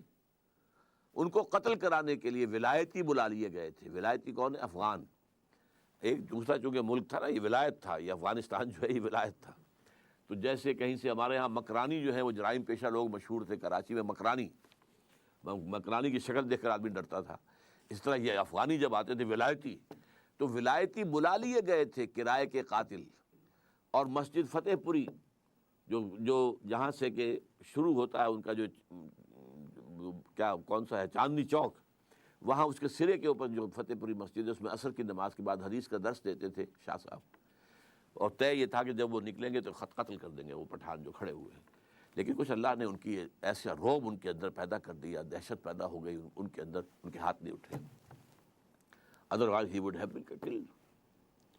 تو قرآن کھولا ہے کچھ تھوڑا سا۔ آج بھی ہمارے ہاں بہت سے مذہبی حلقے ہیں جو قرآن کا ترجمہ کرنے کو غلط کہتے ہیں۔ ایک بہت بڑی تحریک ہے تبلیغی جماعت کی، 15 لاکھ لوگ جہاں جمع ہوتے ہیں، ان کے نزدیک قرآن کا ترجمہ کرنا غلط ہے۔ قرآن پڑھو اور ثواب لو، باقی مسئلہ پوچھنا مولوی سے پوچھو، تم کیوں پڑھتے ہو قرآن؟ تم قرآن پڑھو گے گمراہ ہو جاؤ گے۔ اس یہ صحیح ہے، نیم حکیم خطرہ جان، نیم ملا خطرہ ایمان۔ اگر آپ اسی طریقے سے پڑھیں گے کہ گہرائی میں نہیں جا رہے ہیں تو آپ گمراہ ہوں گے۔ یضل بہ کثیرا ویہدی بہ کثیرا، قرآن مجید کی یہ شان قرآن خود بیان کرتا ہے۔ اللہ تعالیٰ اسی کے ذریعے سے بہت سو کو گمراہ کر دیتا ہے، اسی کے ذریعے سے بہتوں کو ہدایت دیتا ہے۔ تو ایک حد تک ان کی بات صحیح ہے، لیکن اگر اس خطرے سے آپ قرآن کو بند رکھیں گے تو قرآن ہی سے ایمان پیدا ہوتا ہے، اور وہ ایمان پیدا ہوگا تو پھر دوبارہ اسلام زندہ ہوگا، ورنہ ممکن نہیں ہے۔ What is the role of Pakistan in crafting this answer? What is، بس میں غلط سمجھوں گا، what was، اب وہ رول تقریباً ختم ہو چکا ہے۔ پاکستان حقیقت میں ایک فیلڈ اسٹیٹ ہے آئیڈیولوجیکلی۔ پاکستان کا خواب دیکھا تھا کس نے؟ اقبال نے۔ اور کیا تھا اس کے سامنے؟ اس نے ایک تو سن 30 کے اپنے خطبے میں پیشن گوئی کی تھی، ہندوستان کے شمال مغرب میں ایک آزاد مسلمان ریاست قائم ہوگی۔ ابھی مشرقی پاکستان کا تصور اقبال کے ذہن میں بھی نہیں تھا۔ An independent Muslim state in the northwest of India، اور کہا تھا ڈیسٹنی ہے، یہ ہو کر رہے گا۔ اور نمبر 2 بات کیا کہی تھی؟ اگر ایسا ہو گیا تو ہمیں ایک موقع مل جائے گا کہ اسلام کے چہرے پر جو بدنما داغ اور دھبے دور ملوکیت میں آ گئے، ظاہر بات ہے خلافت راشدہ تو 30 برس تھی کل، پھر تو بنو امیہ کا دور ہے 90 برس، پھر بنو عباس ہے 500 برس، پھر ترک شہنشاہ ہیں، تو دنیا تو اسلام کو ان سے سمجھتی ہے نا۔ لہذا اسلام کے چہرے پر جو بدنما داغ اور دھبے آ گئے ہیں عرب امپیریلزم کے دور میں، انہیں ہم ہٹائیں اور صحیح اسلام کا ایک نقشہ دنیا کے سامنے پیش کریں۔ That was the idea which was floated by Allama Iqbal in his presidential address of 30th of December 1930۔ یہ تھا اصل میں، اور چونکہ قائد اعظم اس وقت تک وہ قائد اعظم تھے بھی نہیں، مسٹر جناح تھے وہ ہندوستان کے حالات سے انتہائی مایوس ہو کر، سیاست سے کنارہ کش ہو کر جا کر انگلستان میں کوٹھی خرید کر اور لیگل پریکٹس اپنی شروع کر چکے تھے۔ ورنہ انہوں نے انتہائی کوشش کی تھی کہ ہندو کسی طریقے سے کسی ایسے فارمولے پر ایگری کر جائیں جس سے مسلمانوں کو تحفظ مل سکے آزادی کے بعد، ان کا تشخص برقرار رہے، ان کے سیاسی، معاشرتی، دینی، لسانی حقوق جو ہیں وہ قائم رہے۔ لیکن یہ کہ ہوا کیا؟ اگرچہ ہندوؤں نے خطاب دیا، ہی از دی ایمبیسڈر آف پیس، یہ سفیر اتحاد ہے محمد علی جناح، لیکن محمد علی جناح پھر مایوس ہو کر جا کر بیٹھے ہیں۔ تو ایس ایم اکرام صاحب کا نام آپ نے سنا ہوگا، آب کوثر، موج کوثر، رود کوثر، 3 کتابیں ان کی بہت مشہور ہیں۔ وہ اس وقت پڑھ رہے تھے آکسفورڈ میں، یہ 1930 کا واقعہ میں آپ کو بتا رہا ہوں۔ وہ آئے ملنے کے لیے، محمد علی جناح صاحب سے انہوں نے کہا، جناح صاحب آپ کیوں ہندوستان چھوڑ آئے؟ مسلمانوں کو آپ کی قیادت کی ضرورت ہے۔ تو جناح صاحب نے جواب دیا، ہندوز آر انکوریجیبل، ہندو تو ناقابل اصلاح ہے، اور مسلمانوں کا حال یہ ہے کہ ان کا لیڈر جو ہے صبح جو بات مجھ سے کرتا ہے شام تک گورنر کو یا ڈپٹی کمشنر کو بتا دیتا۔ اب میں کیا کروں؟ ایسی قوم کی رہنمائی کیسے کروں؟ لیکن علامہ اقبال نے ایک انجیکشن لگایا تھا 1930 کے اپنے خطبے میں، دوسرا انجیکشن 1932 میں جا کر لندن میں لگایا ہے۔ تیسری گول میز کانفرنس میں شرکت کے لیے علامہ اقبال گئے، محمد علی جناح اس میں شریک نہیں تھے کہ وہ سیاست چھوڑ چکے تھے، لیکن ملاقاتیں ہوئی ہیں، اور ملاقاتوں میں یہی آئیڈیل ان کے سامنے رکھا۔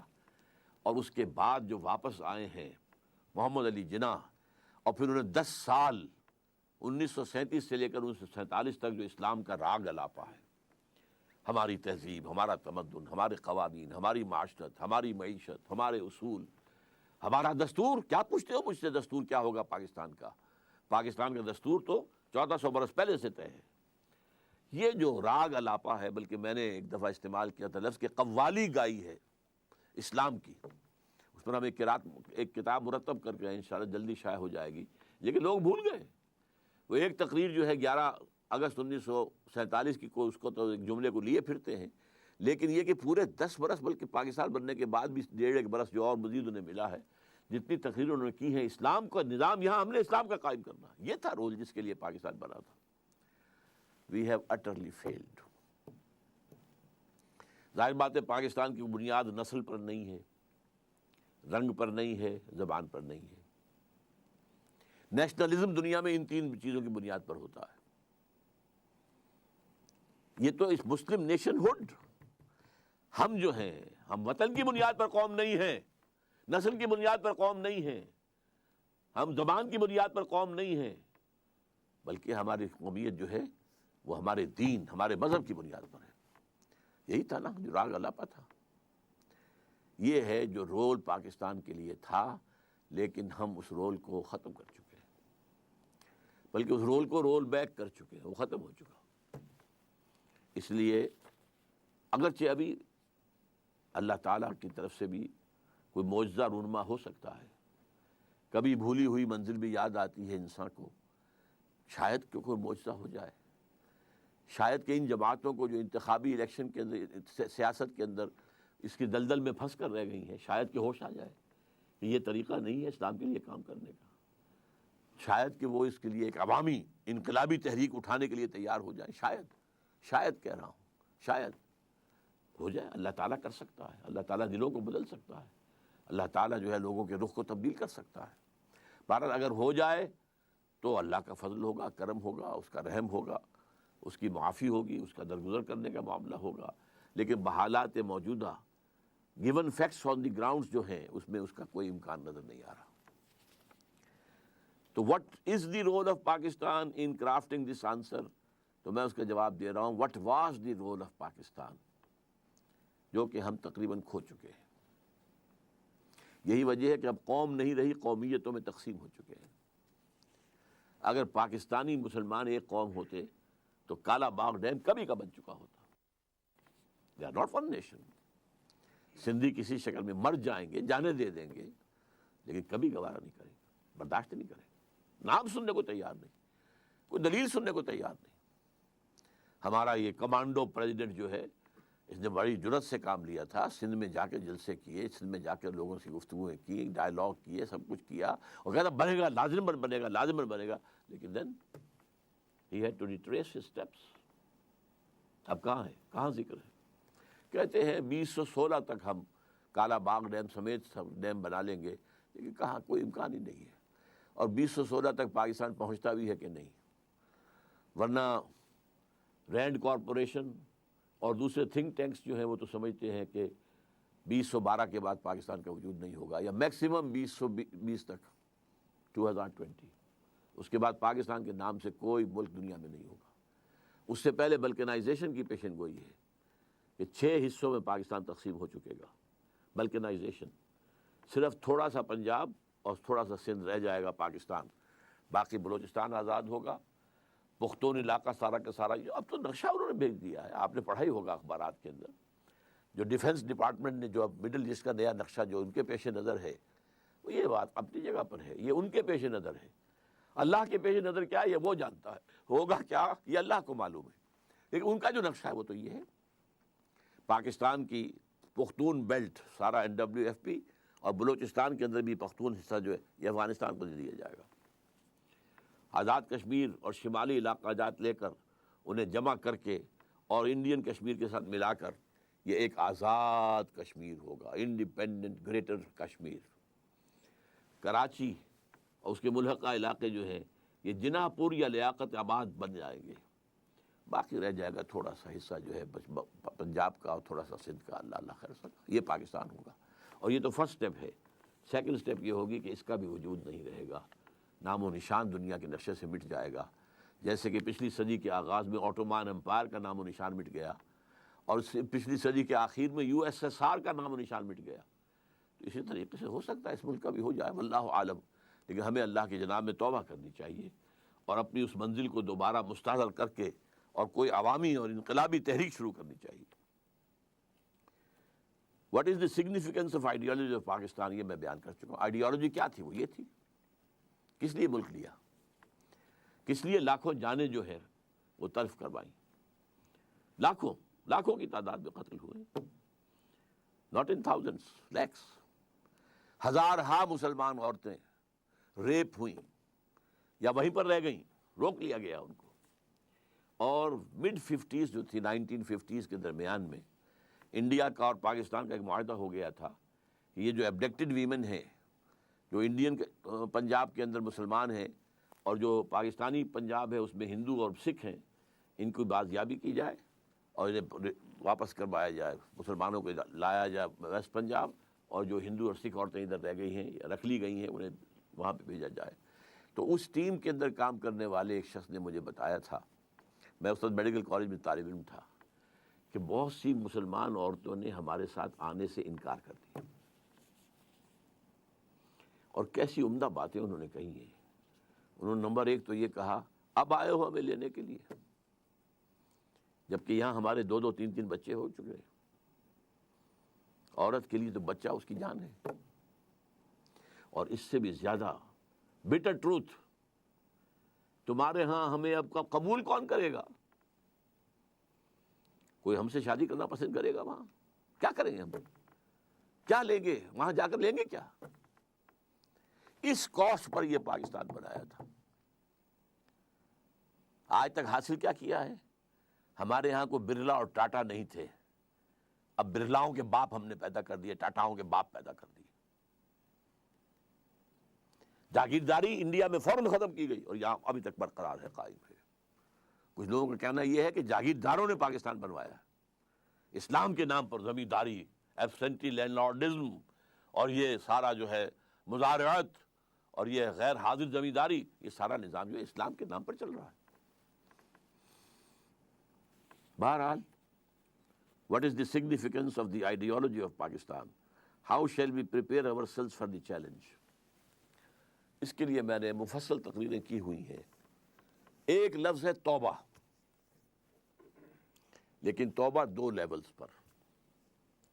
ایک انڈیویجول لیول پر توبہ، اے اللہ ہم بھٹک گئے تھے، اللہ ہمیں معاف فرما دے۔ لیکن اس توبہ کا تقاضا کیا ہے؟ دیکھو اپنے وجود کو اور اپنے گھر کو اور اپنی معیشت کو اور معاشرت کو، جو چیز خلاف اسلام ہے نکال دو۔ اگر یہ نہیں کرتے تو کوئی توبہ نہیں ہے، سوال بکواس۔ آپ توبہ کی تسبیحیں پڑھتے رہیے، استغفر اللہ ربی من کل ذنب واتوب الیہ، لیکن جو خباثت کاروبار میں ہے وہ جاری رہے گی۔ حج کرائیں گے، 2 2 4 4 6 6 حج کیے ہوئے ہیں، لیکن جیسے جاتے ویسے ہی واپس آتے ہیں۔ جو سودی کاروبار کرتے ہوئے گئے تھے، آتے ہی فوراً دوبارہ اس کو شروع کرتے ہیں۔ یہ توبہ نہیں ہے۔ توبہ یہ ہے کہ اپنی ذات، اپنے گھر پر تو آگے اختیار ہے نا، اگر نہیں تو ڈوب مرو۔ اگر اپنے گھر پر بھی اجی عورتیں نہیں مانتی ہیں تو تم مر جاؤ۔ حضور کے الفاظ دہرا رہا ہوں یہ، کہ جب تمہارے معاملات تمہاری عورتوں کے حوالے ہو جائیں گے، بطن الارض خیر لکم من ظہرہا، تو زمین کا پیٹ تمہارے لیے بہتر ہوگا کہ تم دفن ہو جاؤ اس میں، اس کی پیٹھ کی بجائے، کہ پیٹھ کے اوپر چلو پھرو، اس کی بجائے زمین کے پیٹ میں دفن ہو جانا بہتر ہوگا۔ اپنی ذات پر، اپنی معاشرت پر، اپنی معیشت پر۔ پاکستان میں تو ابھی تک کوئی اتاترک پیدا نہیں ہوا جس نے برقع جو ہے زبردستی اتروایا ہو۔ جنہوں نے اتارا خود اتارا، بھائی 4 پیسے ہو گئے، 4 پیسے ہو گئے تو اب عورت کا پردہ ختم ہو گیا۔ پہلے برقع اترا، چادر آئی، چادر بھی پھر اوڑھنے کی شکل میں رہ گئی، اب جو ہے قمیضیں بھی جو ہیں ٹائٹ، اب تو جو کچھ ہے میں اس میں کیا بیان کروں آپ سے۔ کیا اس لیے پاکستان بنایا تھا؟ ترقی ہوئی ہے اگر تو سرمایہ داری کو، اور ترقی ہوئی ہے اگر تو بے حیائی کو، 2 چیزوں کو ترقی ہوئی۔ This is all that we have got۔ تو یہ تلخ حقیقت ہے۔ توبہ افراد کریں، جو توبہ کر لیں، صحیح معنی میں توبہ، کہ اپنی زندگی سے غیر اسلامی کام فارغ کر دیں، اپنے گھروں میں جا کر شرعی پردہ نافذ کرو۔ نہیں کرتے تو تمہارا اسلام کے ساتھ کوئی تعلق نہیں۔ یہ شریعت کس لیے دی گئی تھی؟ یہ سورہ نور کے اندر اتنے احکام آئے ہیں، سورہ احزاب کے اندر اتنے احکام آئے، کس لیے ہیں؟ تلاوت کرو اور ثواب لے لو، اللہ اللہ خیر صلی اللہ۔ یہ بینک سے سارا معاملہ کر کے آپ کاروبار چلا رہے ہیں، اپنا بڑھا رہے ہیں، کیا حرام نہیں ہے؟ ہمارے رگ و پے کے اندر حرام شرائط کیے ہوئے۔ تو پہلی بات کیا ہوگی؟ توبہ۔ لیکن توبہ اس عمل کے ساتھ توبہ، اور پھر باہم جڑ جائیں کسی ایک شخص سے بیعت کریں جس پر اعتماد ہو، جس کے اخلاق پر، جس کے کردار پر، جس کی سیرت پر، جس کی دیانت پر، جس کی سنسیریٹی پر اعتماد ہو، بیعت کریں، جو تم حکم دو گے کریں گے۔ ہاں، شریعت کے خلاف کوئی حکم دو گے تو نہیں مانیں گے۔ Within the parameters of the shariah جو بھی آپ حکم دیں گے ہم کام کریں گے، مشورے دیں گے ہم، لیکن مشورہ رہے گا۔ یہ نہیں ہے کہ ہم کہیں کہ صاحب ہماری گنتی زیادہ ہے، ہماری بات چلے گی، آپ کون ہوتے ہیں امیر صاحب، آپ گھر بیٹھے۔ نہیں، یہ مغربی جمہوریت ہے، یہ اسلامی جمہوریت نہیں ہے۔ یہ تو ہے عوام کے کرنے کا کام کہ ایک انقلابی جد و جہد کے لیے انقلابی جماعت بنائیں۔ ہم نے اللہ کے فضل سے بنائی ہے، نیو رکھتی ہے، بنیادیں ہیں، اب کچھ تھوڑی تھوڑی تعمیر بھی اوپر ہو رہی ہے، لیکن یہ کہ اب آپ کے سامنے یہ بات پہلی مرتبہ رکھ رہا ہوں، تو آپ اگر چاہیں تو تنظیم اسلامی کے بارے میں لٹریچر جو ہے وہ حاصل کیجئے، پڑھیے، اس کے لوگوں کے ساتھ ملیے، اس کے قریب جائیے، ان کے قائدین کے قریب جائیے، دیکھیے کہ سنسیریٹی کی خوشبو آتی ہے کہ نہیں آتی۔ اور دوسری توبہ حکومت کی سطح پر، وہ توبہ کیا؟ پاکستان کا دستور منافقت کا پلندہ ہے، اس میں سے منافقت نکال کر باہر کر دیں۔ منافق کون ہوتا ہے؟ For all legal purposes he is a Muslim, but in reality he is kafir۔ all legal constitutional تقاضے اسلام کے ہمارے دستور میں پورے ہیں۔ محض ایک قرارداد مقاصد کے ساتھ بھی اگر یہ لکھ دیا جائے کہ this will take precedence over the whole of the constitution، تقاضا پورا ہو جائے۔ اس کے بعد یہ ہے کہ دفعہ 27 ہے، no legislation will be made repugnant to the Quran and the Sunnah، لیکن اس کو ٹائی اپ کر دیا گیا ہے council of Islamic ideology CII، اس کے ساتھ ideology, council of Islamic ideology, کہ یہ اب دیکھتے رہیں گے، یہ مشورہ دیتے رہیں گے، اس سے آگے دستور کچھ نہیں کہتا کہ ان کے مشوروں کا کیا ہوگا، وہ کہیں پارلیمنٹ میں پیش ہوں گے بھی کہ نہیں ہوں گے۔ چنانچہ ان کے اوپر اربوں روپیہ خرچ ہوا ہے، بڑی بڑی تنخواہیں ہوتی ہیں جو بیٹھے ہوئے ہیں CII کے اندر، اور اس کے ان کے جو DA ہوتے ہیں، ان کو بڑے 5 اسٹار ہوٹلز میں وہ ٹھہرتے ہیں، ان کی جو رپورٹیں آتی ہیں، سفارشات آتی ہیں، وہ جا کر الماریوں میں ڈمپ ہو جاتی ہیں۔ کوئی اس کو آج تک کوئی جو ہے سفارش ان کی اسمبلی میں پیش تک نہیں ہوئی۔ تو حکومت یہ کرے کہ دستور کے اندر جو چور دروازے ہیں کہ پورا اسلام ہے لیکن بالفعل نہیں ہے، ہر چند کہیں کہ ہے نہیں ہے۔ یہ جو ہے غالب کا شعر ہے وحدت الوجود کے موضوع پر، کہ ہستی کے بد فریب میں آ جائیو اسد، عالم تمام حلقہ دام خیال ہے، اور اسی میں ایک دوسرا شعر ہے ہر چند کہیں کہ ہے نہیں ہے۔ تو اسلام ہے اور نہیں ہے، ایفیکٹو نہیں ہے، لیکن ہے پورا اسلام موجود۔ تو یہ توبہ سرکاری سطح پر ہو، اس کے لیے ہم نے باقاعدہ دستور میں 19th امینڈمنٹ کا ایک مسودہ تیار کر کے شائع کیا، MMA کے لوگوں کو بھی دیا اور لوگوں کو دیا، کوئی بھی اسے لے کر اسمبلی میں کھڑا ہونے کو تیار نہیں ہوا۔ بہرحال یہ دو کام اگر ہو جائیں، اگر اللہ تعالیٰ کی مشیت جو ہے اس میں ہو، اور اللہ ہمیں توفیق دے دے عوامی سطح پر بھی، حکومت کی سطح پر بھی، تو شاید کہ حالات کا رخ بدل جائے، ورنہ مجھے تو تباہی نظر آ رہی ہے۔ اقول قولی ھذا واستغفر اللہ لی ولکم ولسائر المسلمین والمسلمات۔ اب آپ لوگ جو سوالات کرنا چاہیں کیجیے۔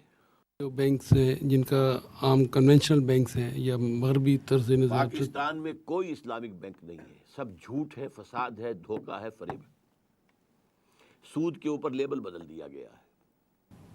میزان بینک کا دعویٰ ہے کہ ربا فری ہے۔ میں تو اپنی بات کر رہا ہوں نا، آپ اس وقت مجھ سے سوال کر رہے ہیں، میں جواب دے رہا ہوں۔ جی، یہ گلاس اگر نقد پر لیتے ہو تو 10 روپے کا ہے، 1 مہینے کے بعد پیسے دو گے تو 11 روپے کا ہے۔ واٹ از دس 1 روپی؟ بتائیے نا۔ ٹھیک ہے جی، نہیں 1 روپیہ اس پہ وہ چارج کر رہے ہیں۔ کیا چارج کیا ہے؟ وہ ان کا دعویٰ تو ہے کہ پروفٹ ہے۔ یہ پہلے سے طے شدہ پروفٹ ہی کا نام سود ہے۔ کوئی بینک نہیں، سب یہ دھوکہ ہے، فریب ہے، یا وہ میزان ہو، الفلاح ہو، کوئی بھی ہو۔ جی ڈاکٹر صاحب، لوگ کہتے ہیں کہ مذہب کے نام پہ 2 مملکتیں وجود میں آئیں دنیا میں، ایک اسرائیل اور ایک Pakistan. How come Israel has gone so far اور Pakistan is coming down and down? اس کی کیا وجہ ہے بیسک آپ کے نزدیک؟ بہت عمدہ سوال ہے آپ کا۔ اصل میں پہلا سٹیٹمنٹ ہی غلط ہے۔ مذہب کے نام پر صرف ایک مملکت وجود میں آئی اور وہ پاکستان ہے. اسرائیل مذہب کے نام پر نہیں قائم ہوا، وہ ایک ریشیل، بنی اسرائیل ایک نسلی عصبیت ہے، وہ ریشیسٹ گورنمنٹ ہے، ریشیسٹ اسٹیٹ ہے. وہاں پر بھی کوئی انہوں نے آ کر شریعت موسوی نافذ نہیں کی، نہیں، جیسے ہمارا حال ہے ویسے ان کا ہے، لیکن ریشیل ان کے درمیان جو ہے اتحاد وہ بہت مضبوط ہے، اس کے بل پر وہ چل رہے ہیں. اور نمبر دو، وہ چونکہ اعلی کار بن گئے امریکہ کا، یا امریکہ اعلی کار بن گیا ان کا، اٹ گوز بوتھ ویز، لہذا وہ ورلڈ جو سول سپریم پاور آن ارتھ ہے وہ سپورٹ کر رہی ہے. پاکستان بھی اب تک اگر بچا تھا تو وہ امریکہ کی سپورٹ سے ہی بچا تھا. صاحب یہ فرمائیے گا کہ مغربی تہذیبوں کی مسلمانوں کے خلاف جنگ تو شروع ہو چکی ہے. آپ نے ٹیلی ویژن پہ بھی کئی مرتبہ اس طرح کے لیکچرز میں نے آپ کے سنے ہیں. تو اس وقت دنیا میں 56-57 اسلامی ممالک ہیں. کیا ضروری ہے کہ یہ سارے 56-57 ممالک اسی یونائٹڈ نیشنز کے ممبر رہیں؟ اپنی یونائٹڈ نیشنز علیحدہ سے بنا کے ان کا مقابلہ کیا نہیں کر سکیں گے؟ پہلی بات تو آپ کے سوال میں بھی میں کہوں گا کہ آپ نے غلط لفظ استعمال کیا. یہ اسلامی ملک نہیں ہے، یہ مسلم ممالک ہے. These are Muslim countries, none of them is Islamic, none of them. کوئی ملک دنیا میں اس وقت اسلامی نہیں ہے. باقی جو بات آپ کہہ رہے ہیں یہ ایک اچھا خواب ہے، لیکن اس خواب کی تعبیر عالم واقعہ میں آنی بہت مشکل ہے. پہلے دنیا بائی پولر تھی، تو کچھ مسلمان ممالک جو امریکہ کی گود میں تھے، کچھ روس کی گود میں تھے. اب یونی پولر ہو گئی ہے، تو تقریباً تمام مسلمان ممالک جو ہیں وہ امریکہ کی گود میں ہیں. اس سے باہر نکلنا کوئی آسان کام ہے. ہاں، اگر آپ پاکستان میں انقلاب برپا کریں تو ایک تھوڑی سی جو ہے جھلک ایران نے دکھائی تھی، آنکھوں میں آنکھیں ڈال کر باتیں کی تھی، اور ان کے جو اپنے پاس رکھ لیے تھے وہ جو کچھ لوگ جو اغوا کیے گئے تھے، کیا انہیں کہتے تھے، جو امریکن کچھ پرزنرز بنا لیے تھے، ان کو رہا کرنے سے انکار کیا تھا. اور امریکہ کا مشن بھی آیا تھا انہیں لینے کے لیے، اور بری طریقے سے برباد ہوا تھا. جیسے کہ الم تر کیف فعل ربک باصحاب الفیل، وہی واقع ہو گیا تھا. تو جرأت، ہاں وہاں چونکہ انہوں نے ایک انقلاب برپا کیا تھا. میں اسے ٹوٹل اسلامی انقلاب نہیں مانتا، لیکن انقلاب تو تھا. بادشاہ کو بھگایا، اپنے علماء کی حکومت قائم کر دی. تو چونکہ 20,000 سے یا 25,000 تک جانیں دے کر انقلاب برپا کیا تھا، لہذا ان میں جرأت تھی، کھڑے ہو گئے. آج بھی ایک ہی ملک ہے جو کچھ آنکھوں میں آنکھیں ڈال کر بات کر رہا ہے. آپ کو معلوم ہے کہ محمود احمدی نژاد جو ہے اس کو دنیا پاگل کہہ رہی ہے اس وقت، لیکن وہ ہے بات کر رہا ہے. واللہ عالم کیا بنے گا یہ تو میں نہیں کہہ سکتا، لیکن یہ خواب ہے، اس سے زیادہ نہیں. میں بلکہ آپ کو بتا دوں کہ امت مسلمہ کی وحدت کا سب سے بڑا حدی خواں علامہ اقبال تھے، سب سے بڑے. لیکن انہوں نے بھی مان لیا تھا اپنے لیکچرز میں، ریکنسٹرکشن میں، there is no one Muslim ummah present at this time. Instead we have a number of Muslim nations. وہ مسلم نیشنز جو ہیں وہ اب مسلم سٹیٹس بن گئی ہیں. بس امت کہاں ہے؟ امہ کس بلا کا نام ہے؟ کہاں ہے امہ؟ یہ آپ کے ذہن کا تصور ہے، اس کا کوئی وجود حقیقت میں نہیں ہے. امہ امام کے ساتھ ہوتا ہے. کون ہے امام تمہارا؟ اما یا امو، امامت کرنا، امام، اسی سے لفظ امت بنا ہے. ایک آپ کا اگر کوئی سربراہ ہو پوری دنیا میں مسلمانوں کا، تب تو یہ امہ ہے، ورنہ امہ کہاں ہے؟ یہ تو مختلف قسم کی نسل، مختلف نسل کی بھیڑیں بکریاں ہیں جو علیحدہ علیحدہ جو ہے اپنے اپنے باڑوں کے اندر بند ہیں. جی، یہ جو کاروباری لوگ ہیں، جب کسی مال کی قیمت گرتی ہے تو وہ اس کو گرا کر بیچتے نہیں ہیں. وہ کہتے ہیں جی ہم نے تو پرانی قیمت پہ خریدا ہے، جب یہ مال نکل جائے گا، نیا آئے گا تو پھر ہم نئی قیمت پہ، کم قیمت پہ دیں. تو کیا یہ بھی سود نہیں ہوا کہ وہ کہتے ہیں ہمیں نفع ہی نفع ہو، نقصان نہ ہو تجارت میں؟ اصل میں ایسا ہے، اگر کوئی شخص اپنا مال روکنا چاہتا ہے تو اس کا اختیار ہے، بشرطے کہ مارکیٹ کے اندر اویلیبل ہو مال. اگر مال مارکیٹ میں سرے سے اویلیبل نہ رہے، ہولڈنگ ہو جائے تو یہ حرام ہے. سود کا نہ آپ اطلاق کیجیے، اس پر ہولڈنگ ہے. ہولڈنگ جو ہے احتکار حرام ہے. ویسے تو یہ ظاہر بات ہے کہ ایک شخص جو ہے اس نے اپنے اسٹور کے اندر اتنے ہزار من جو ہے گندم رکھی ہوئی ہے بیچنے کے لیے، لیکن یہ ہے کہ یہ نہیں ہے کہ بازار میں گندم اویلیبل نہیں ہے، بازار میں گندم مل رہی ہے، اس وقت تک اسے آپ احتکار نہیں کہیں گے. لیکن یہ ہے کہ اگر گندم نہ مل رہی ہو اور آپ روک کر بیٹھے رہے تو یہ احتکار ہے اور یہ حرام ہے. جی یہ معلوم کرنا چاہوں گا کہ ابھی جو میں نے سوال کیا تھا اس کے جواب میں آپ نے فرمایا کہ کہاں ہے امت، کہاں ہے امہ، تو پھر آپ کا اپنا جو نظریہ خلافت ہے اس کی کیا حیثیت رہ جاتی ہے جب یہاں نہ کوئی امت نہ ہو؟ بالفعل تو نہیں ہے نا، اس کو تو قائم کرنا پڑے گا. حضور صلی اللہ علیہ وسلم ایک آدمی تھے جنہوں نے دعوت شروع کی. He was all alone. کوئی امت تو نہیں تھی. He created an ummah جو ایک جماعت کی شکل میں تھی پہلے. حزب اللہ، اولئک حزب اللہ، الا ان حزب اللہ هم المفلحون فان حزب اللہ هم الغالبون. اس حزب اللہ نے قربانیاں دیں، جانیں دیں، گھر بار چھوڑے، سب کچھ کیا، تکلیفیں سہیں، اور اس کے بعد اللہ تعالیٰ نے انہیں فتح دی، انقلاب برپا ہو گیا. پھر وہ امت پھیل گئی تو امت بن گئی. ورنہ آج کہاں ہے؟ آج تو امت نہیں ہے. آج آپ کو ریکنسٹرکٹ کرنی ہوگی امت. پھر اسی طرز پر دعوت، اسی انقلاب کی دعوت، اسی ایمان کی دعوت، اسی بنیاد پر جماعت، بیعت کی بنیاد پر، اور پھر یہ کہ وہ جد و جہد کر کے، قربانیاں دے کر، جانیں دے کر انقلاب برپا کر. تو that will be the beginning of a new Muslim ummah. نہیں، 56-57 خلیفے ہوں گے کیا ہوگا؟ اصل میں آپ ڈسکشن شروع کر رہے ہیں، یہاں تو سوال کرنے کا موقع ہے. 56-57 نہیں ہوں گے. اگر کسی ایک جگہ پر بھی وہ قائم ہو گیا، فرض کیجئے اللہ تعالیٰ ہمیں توفیق دے دے، تو خود بخود دوسرے لوگ جو ہیں اس کو قبول کریں گے، مرج کریں گے. یہ اگر ایک جگہ بھی ہو جائے، صحیح اسلامی نظام ہو، وہ دھوکہ نہ ہو. یہ نہ ہو ضیاء الحق والی زکوٰۃ کہ سود میں سے کچھ فیصد کاٹ لیا، زکوٰۃ کا نام رکھ دیا اس کا. یہ زکوٰۃ نہ ہو. یہ شریعت کورٹ نہ ہو جس کے اوپر 2 ہتکڑیاں بھی ہیں، 2 بیڑیاں بھی پڑی ہوئی ہیں. یہ نہ ہو. اگر وہ توبہ حکومت کی سطح پر بھی ہو گئی ہے، عوامی سطح پر بھی، اور پھر انقلاب برپا ہوگا، تو یہ ایک تو لائٹ ہاؤس ہوگا. یہ الفاظ قائد اعظم نے استعمال کیے تھے. ہم چاہتے ہیں کہ عہد حاضر میں اسلام کے اصول حریت و اخوت و مساوات کا ایک نمونہ دنیا کے سامنے پیش کریں، تاکہ یہ عالم انسانی کے لیے، نوع انسانی کے لیے لائٹ ہاؤس بن جائے. جی. اور کسی بھی برائی کا ساتھ دینے والا وہ بھی اسی میں شامل ہوتا ہے، چاہے وہ اس برائی میں خود شامل نہ ہو. جس طرح بینک ہیں، اب اس میں ہم لوگ اپنے پیسے جمع کراتے ہیں، لیکن وہ تو اس پیسے سے بھی سودی کاروبار کرتے ہیں. کیا ہمارا ان بینکوں میں پیسہ رکھنا جائز ہے؟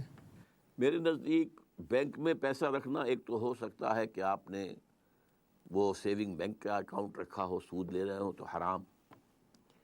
اگر آپ نے فکس ڈپازٹ کیا ہے اس کے اوپر سود لے رہے ہیں تو حرام. البتہ یہ کہ اگر آپ کرنٹ اکاؤنٹ رکھیں تو میں اسے حرام نہیں کہوں گا، اگرچہ مناسب یہ بھی نہیں ہے، کیونکہ آپ نے جو بات کہی صحیح ہے کہ یو آر سپورٹنگ دیم. لیکن اب کیا کریں؟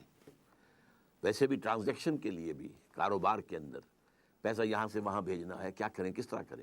سروسز ہیں بینک کی، وہ جائز ہیں، وہ حرام نہیں ہے. اگر آپ ٹی بھیجتے ہیں اور اس کے اوپر وہ کچھ پیسے جو ہیں اپنا کمیشن دیتے ہیں، جائز ہے. تو سروسز جائز ہیں. اگر وہ انہوں نے کوئی جو ہے وہ بنا دیے ہیں جو اسٹرانگ باکسز ہوتے ہیں اور ان کے اندر آپ نے اپنے کچھ ویلیویبل لا کے رکھ دیے ہیں تو جائز، آپ کرایہ دیں گے اس کا. تو اسی طریقے سے معاملہ، لیکن یہ کہ مناسب نہیں ہے. مناسب یہ ہے کہ آپ نہ رکھیں کچھ بھی وہاں پر. اگر آپ کے پاس کچھ ہے ہی تو بہتر ہے کہ اسے ریئل پراپرٹی کے اندر، ریئل اسٹیٹ کے اندر انویسٹ کریں، کسی اور طرح پہ رکھیں، سونا لے کر رکھ لیں، لیکن تحت الامکان کوشش کریں کہ بینک میں نہ رکھیں. آپ نے کہا کہ یہ سودی نظام ہے سارا بینک کا، تو جو لوگ بینک میں کام کرتے ہیں as a soft where engineer یا ایز اے کمپیوٹر آپریٹر، جن کا اس لین دین سے کوئی تعلق نہیں ہے، ان کو جو ملے گی سیلری، کیا وہ بھی حرام کی اس میں آئے گی؟ کہ میں یہاں فتویٰ دینے کے لیے نہیں بیٹھا ہوں.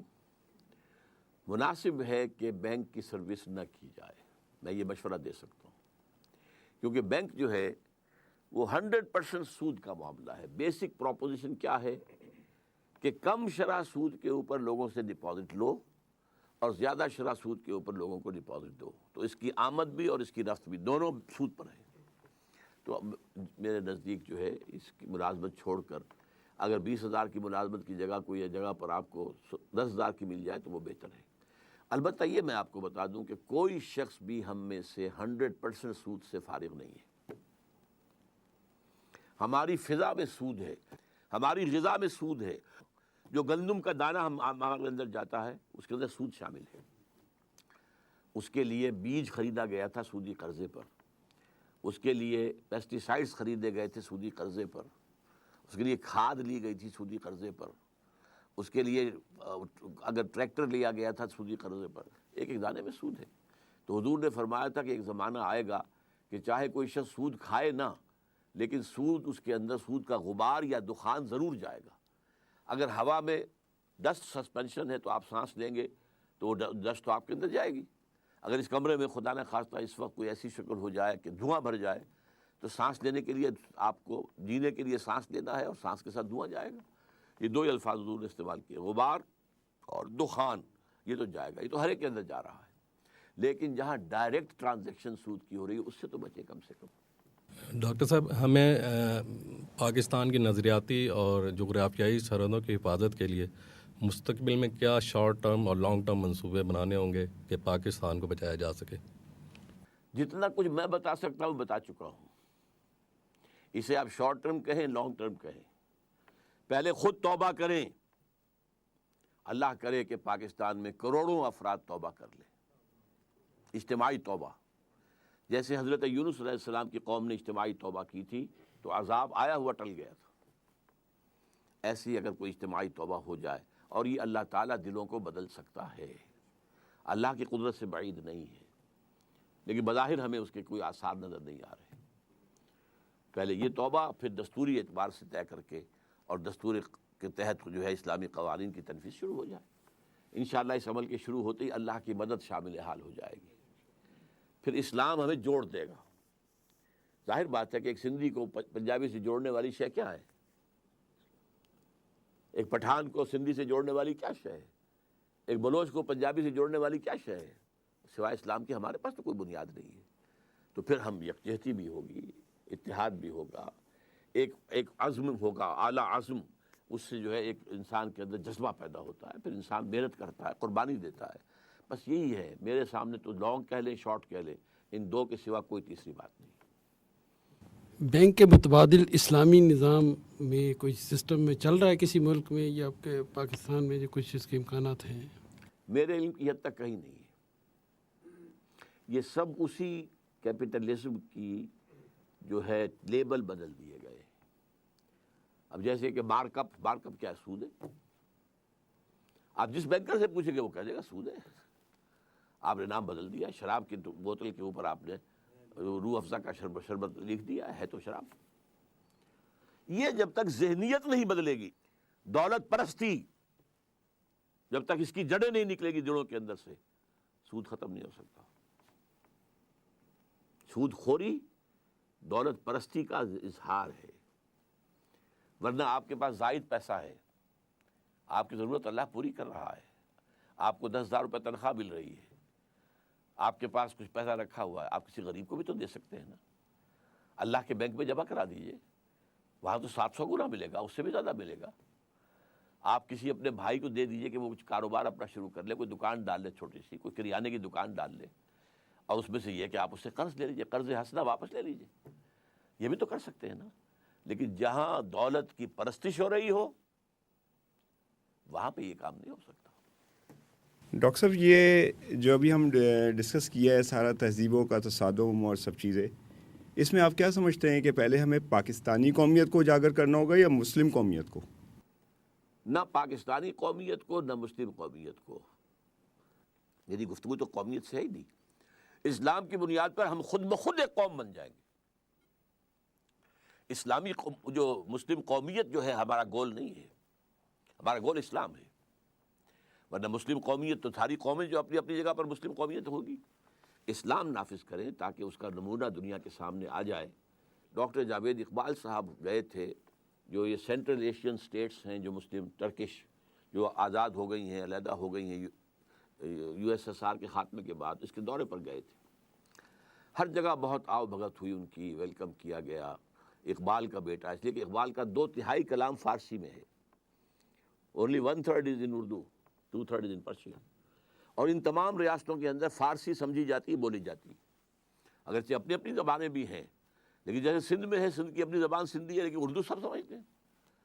ہندوستان میں اکثر و بیشتر علاقے، شاید ہی کوئی ایسے علاقے ہوں گے جہاں اردو نہ سمجھی جاتی ہو. زبانیں ان کی اپنی اپنی علیحدہ علیحدہ ہیں.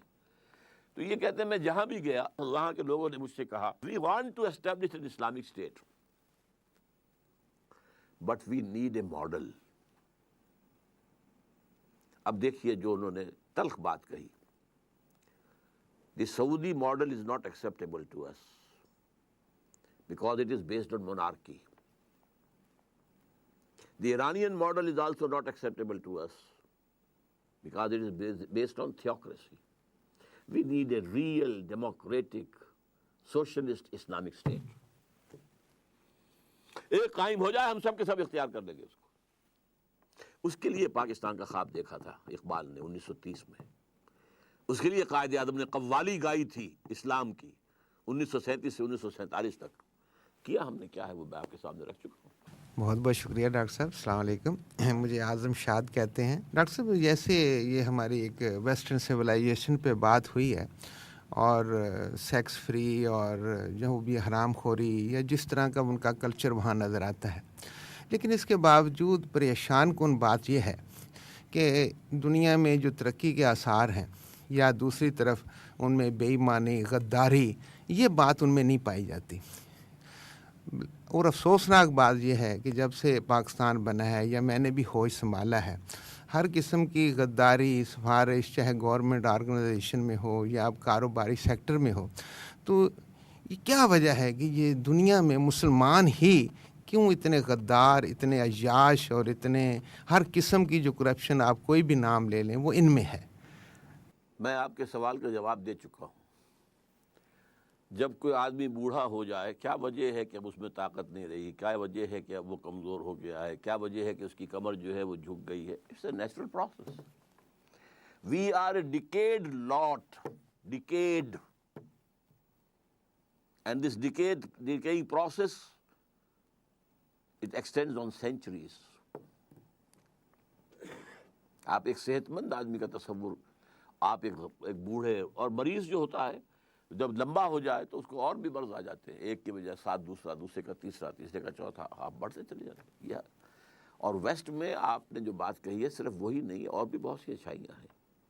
میں نے کہا تھا نا وہ اٹھنے والی قومیں تھیں. یہ اٹھنے والی قوموں کے اندر کوئی اوصاف ہوتے ہیں. ویسٹ نے جس طریقے سے سوشلزم نظام قائم کیا ہے، اسکینڈینیوین سوشلزم، جس طرح ہر انسان کی بنیادی ضروریات کی گارنٹی ہے. یہ تو تاریخ میں پہلے صرف ایک دفعہ ہوا تھا، حضور کے زمانے میں نہیں بلکہ خلافت راشدہ میں. ہر شخص اس کی بیسک ضروریات انڈر رائٹ.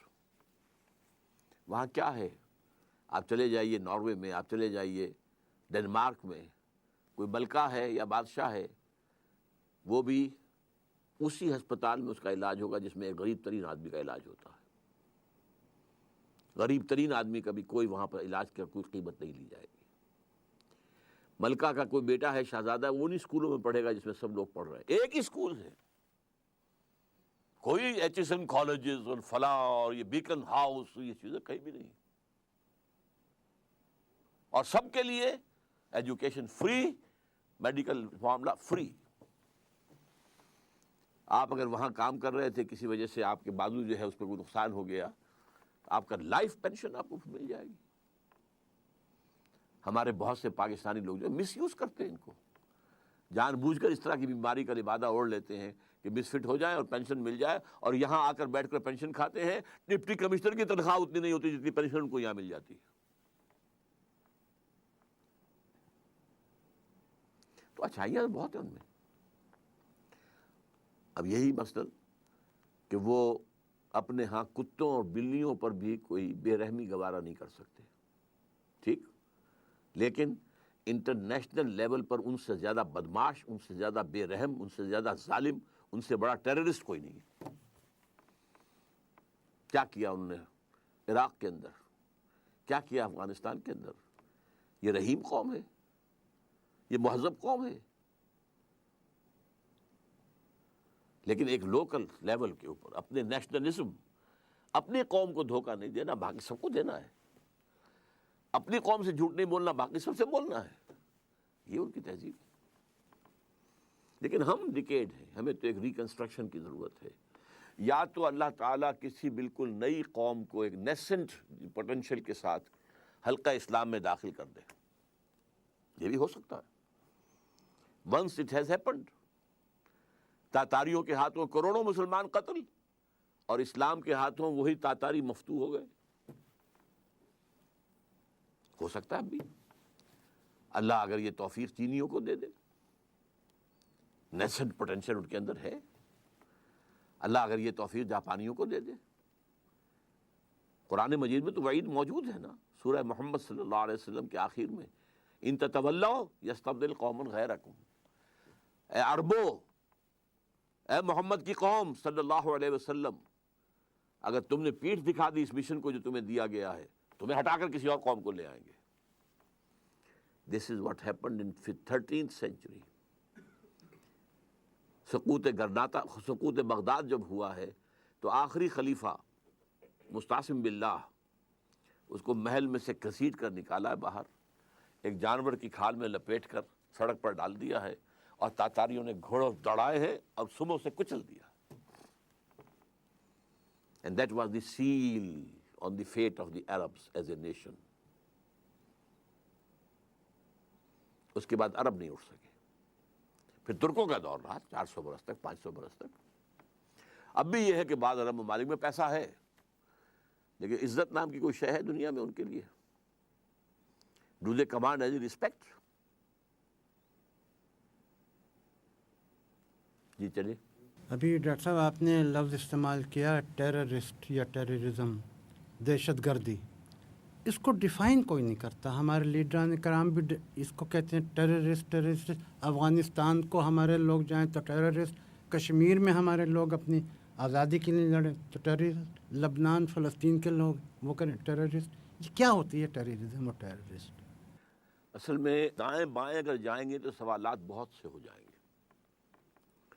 اصل میں تو جو گفتگو ہماری تھی کلیش آف سویلائزیشنز کیا ہے اور اس کے پس منظر میں پاکستان کا معاملہ کیا ہے، اس پر رہنا چاہیے.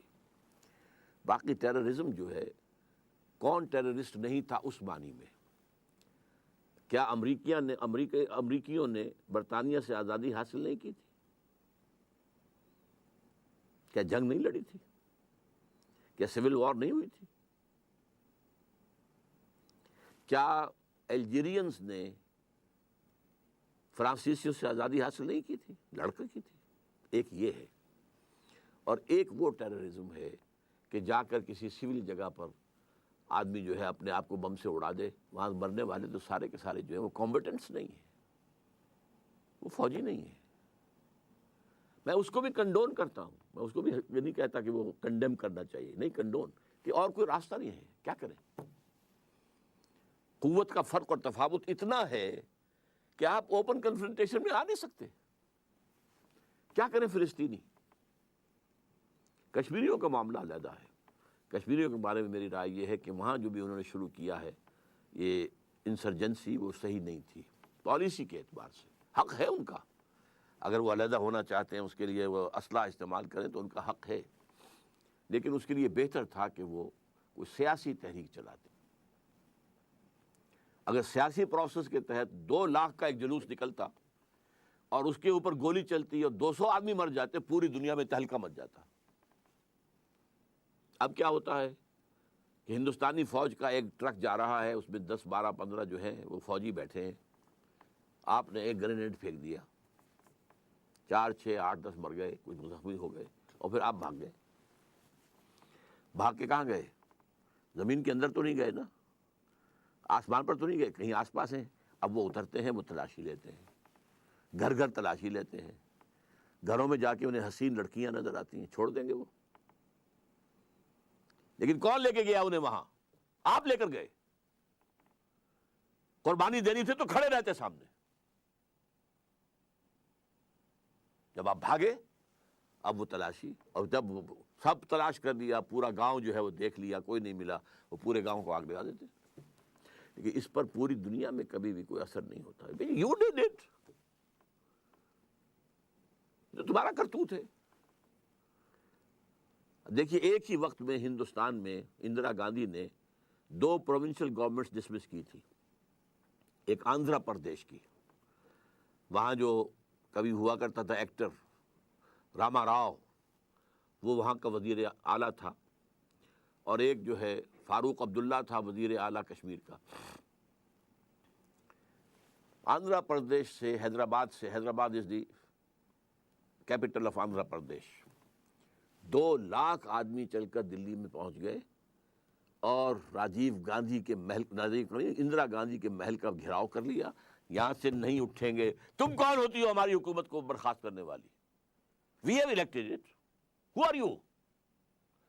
وہاں سے نہیں اٹھایا اپنا گھیراؤ جب تک کہ لے نہیں لیا پروانہ کہ بحال کی جاتی ہے۔ اور یہاں کیا ہوا؟ فاروق عبداللہ کا بہنوئی بخشی غلام محمد پہنچ گیا، جی میں حاضر ہوں، اور کسی آدمی نے بھی کہیں کوئی احتجاج نہیں کیا۔ تو پولیٹیکلی ڈیڈ قوم، اس قوم کا ہیرو تو عبداللہ تھا، وہ تو پاکستان کا دشمن تھا۔ تو یہ جو کچھ ہوا ہے it is the fall out of Afghan جہاد۔ افغان جہاد میں ہم نے سمجھا کہ چلو جیسے وہاں کامیابی ہو گئی ہے شاید یہاں بھی ہو جائے، اور یہ ہم بھول گئے کہ افغان جہاد کے پیچھے تو امریکہ بہادر تھا، یہاں کون پیچھے ہے؟ یہاں تو پاکستان بھی قسمیں کھاتا رہا، ہمارا کوئی ہاتھ نہیں، کوئی ہاتھ نہیں، کوئی ہاتھ نہیں، کوئی ہاتھ نہیں۔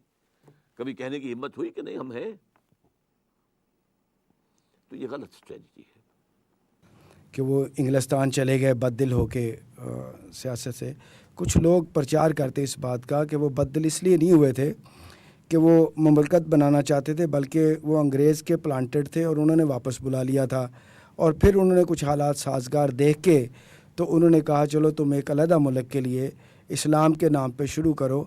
تو وہ دلیل یہ دیتے ہیں کہ ایک آدمی جس کو اس ملک کی جس ملک کو آزاد کرانا چاہتا ہے اس کی لینگویج بھی نہیں آتی، اور وہ کیسے اس ملک کا بانی ہو سکتا ہے؟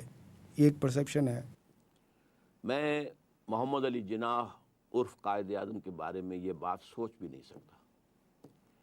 اس شخص کے کردار پر، اس کی شخصیت پر، اس کے کریکٹر پر کسی نے انگلی آج تک نہیں اٹھائی، سوائے یہ کہ ولی خان مرحوم وہ کہیں سے جا کر لے آتے تھے کہ یہ انگریز نے جو ہے مسلم لیگ کو سپورٹ کیا، اور وہ صحیح تھا۔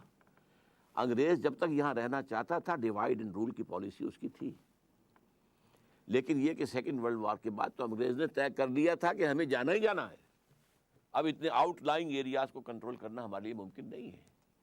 لہٰذا وہ ساری باتیں اپنی جگہ پر، لیکن یہ کہ قائد اعظم کا کردار کسی نے بھی آج تک انگلی نہیں اٹھائی۔ اس پر اختلاف کرنے والے ہیں، بہت سی باتوں میں بھی ان سے اختلاف کرتا ہوں، میرے نزدیک ان سے بھی غلطیاں ہوئی ہیں، لیکن یہ کہ ان کا کردار اور ان کی شخصیت کے اندر جو ہے ظاہر و باطن میں فرق نہیں تھا، اسی لیے اس نے مذہبی لبادہ نہیں اوڑھا۔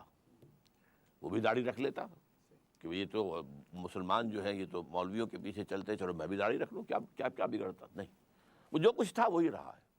اس نے کوئی بھی اپنے اوپر جو ہے کوئی مصنوعی کردار جو ہے اپنے اوپر طاری نہیں کیا ہے۔ بہرحال وہ جو بھی کچھ تھا اس نے بھرپور کوشش کی تھی۔ دنیا مانتی ہے کہ ہندو اور مسلمانوں کے درمیان کوئی معاہدہ طے پا جائے، لیکن نہیں ہو سکا تو مایوس ہو کے چلے گئے۔ اور مسلمانوں کے اندر ظاہر بات ہے کہ اس وقت تک مسلم لیگ جو ہے کوئی عوامی جماعت تھی ہی نہیں، یہ وڈیروں کی، نوابزادوں کی، نوابوں کی، سروں کی جماعت تھی۔ سر آغا خان اس کے مؤسسین میں سے تھے، نواب سلیم اللہ خان اور نواب جو ہے اسماعیل خان اور نواب زادہ لیاقت علی خان، یہ لوگ تھے اصل میں، یہ ان کی ایک انجمن تھی، یہ عوامی جماعت تھی نہیں۔ قائد اعظم نے آ کر اسے عوامی جماعت بنایا ہے، وہ سلوگن دیا ہے، قوم کے نفس پر ہاتھ رکھا ہے، اسلام کے نام پر یہ کھڑی ہوگی، لیکن اسلام ہی ڈڈنٹ مین اٹ۔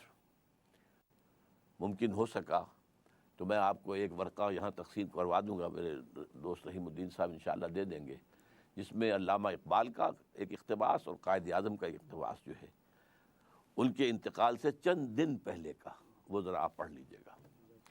سبحانک اللہم و بحمدک نشہد ان لا الہ الا انت نستغفرک و نتوب الیک۔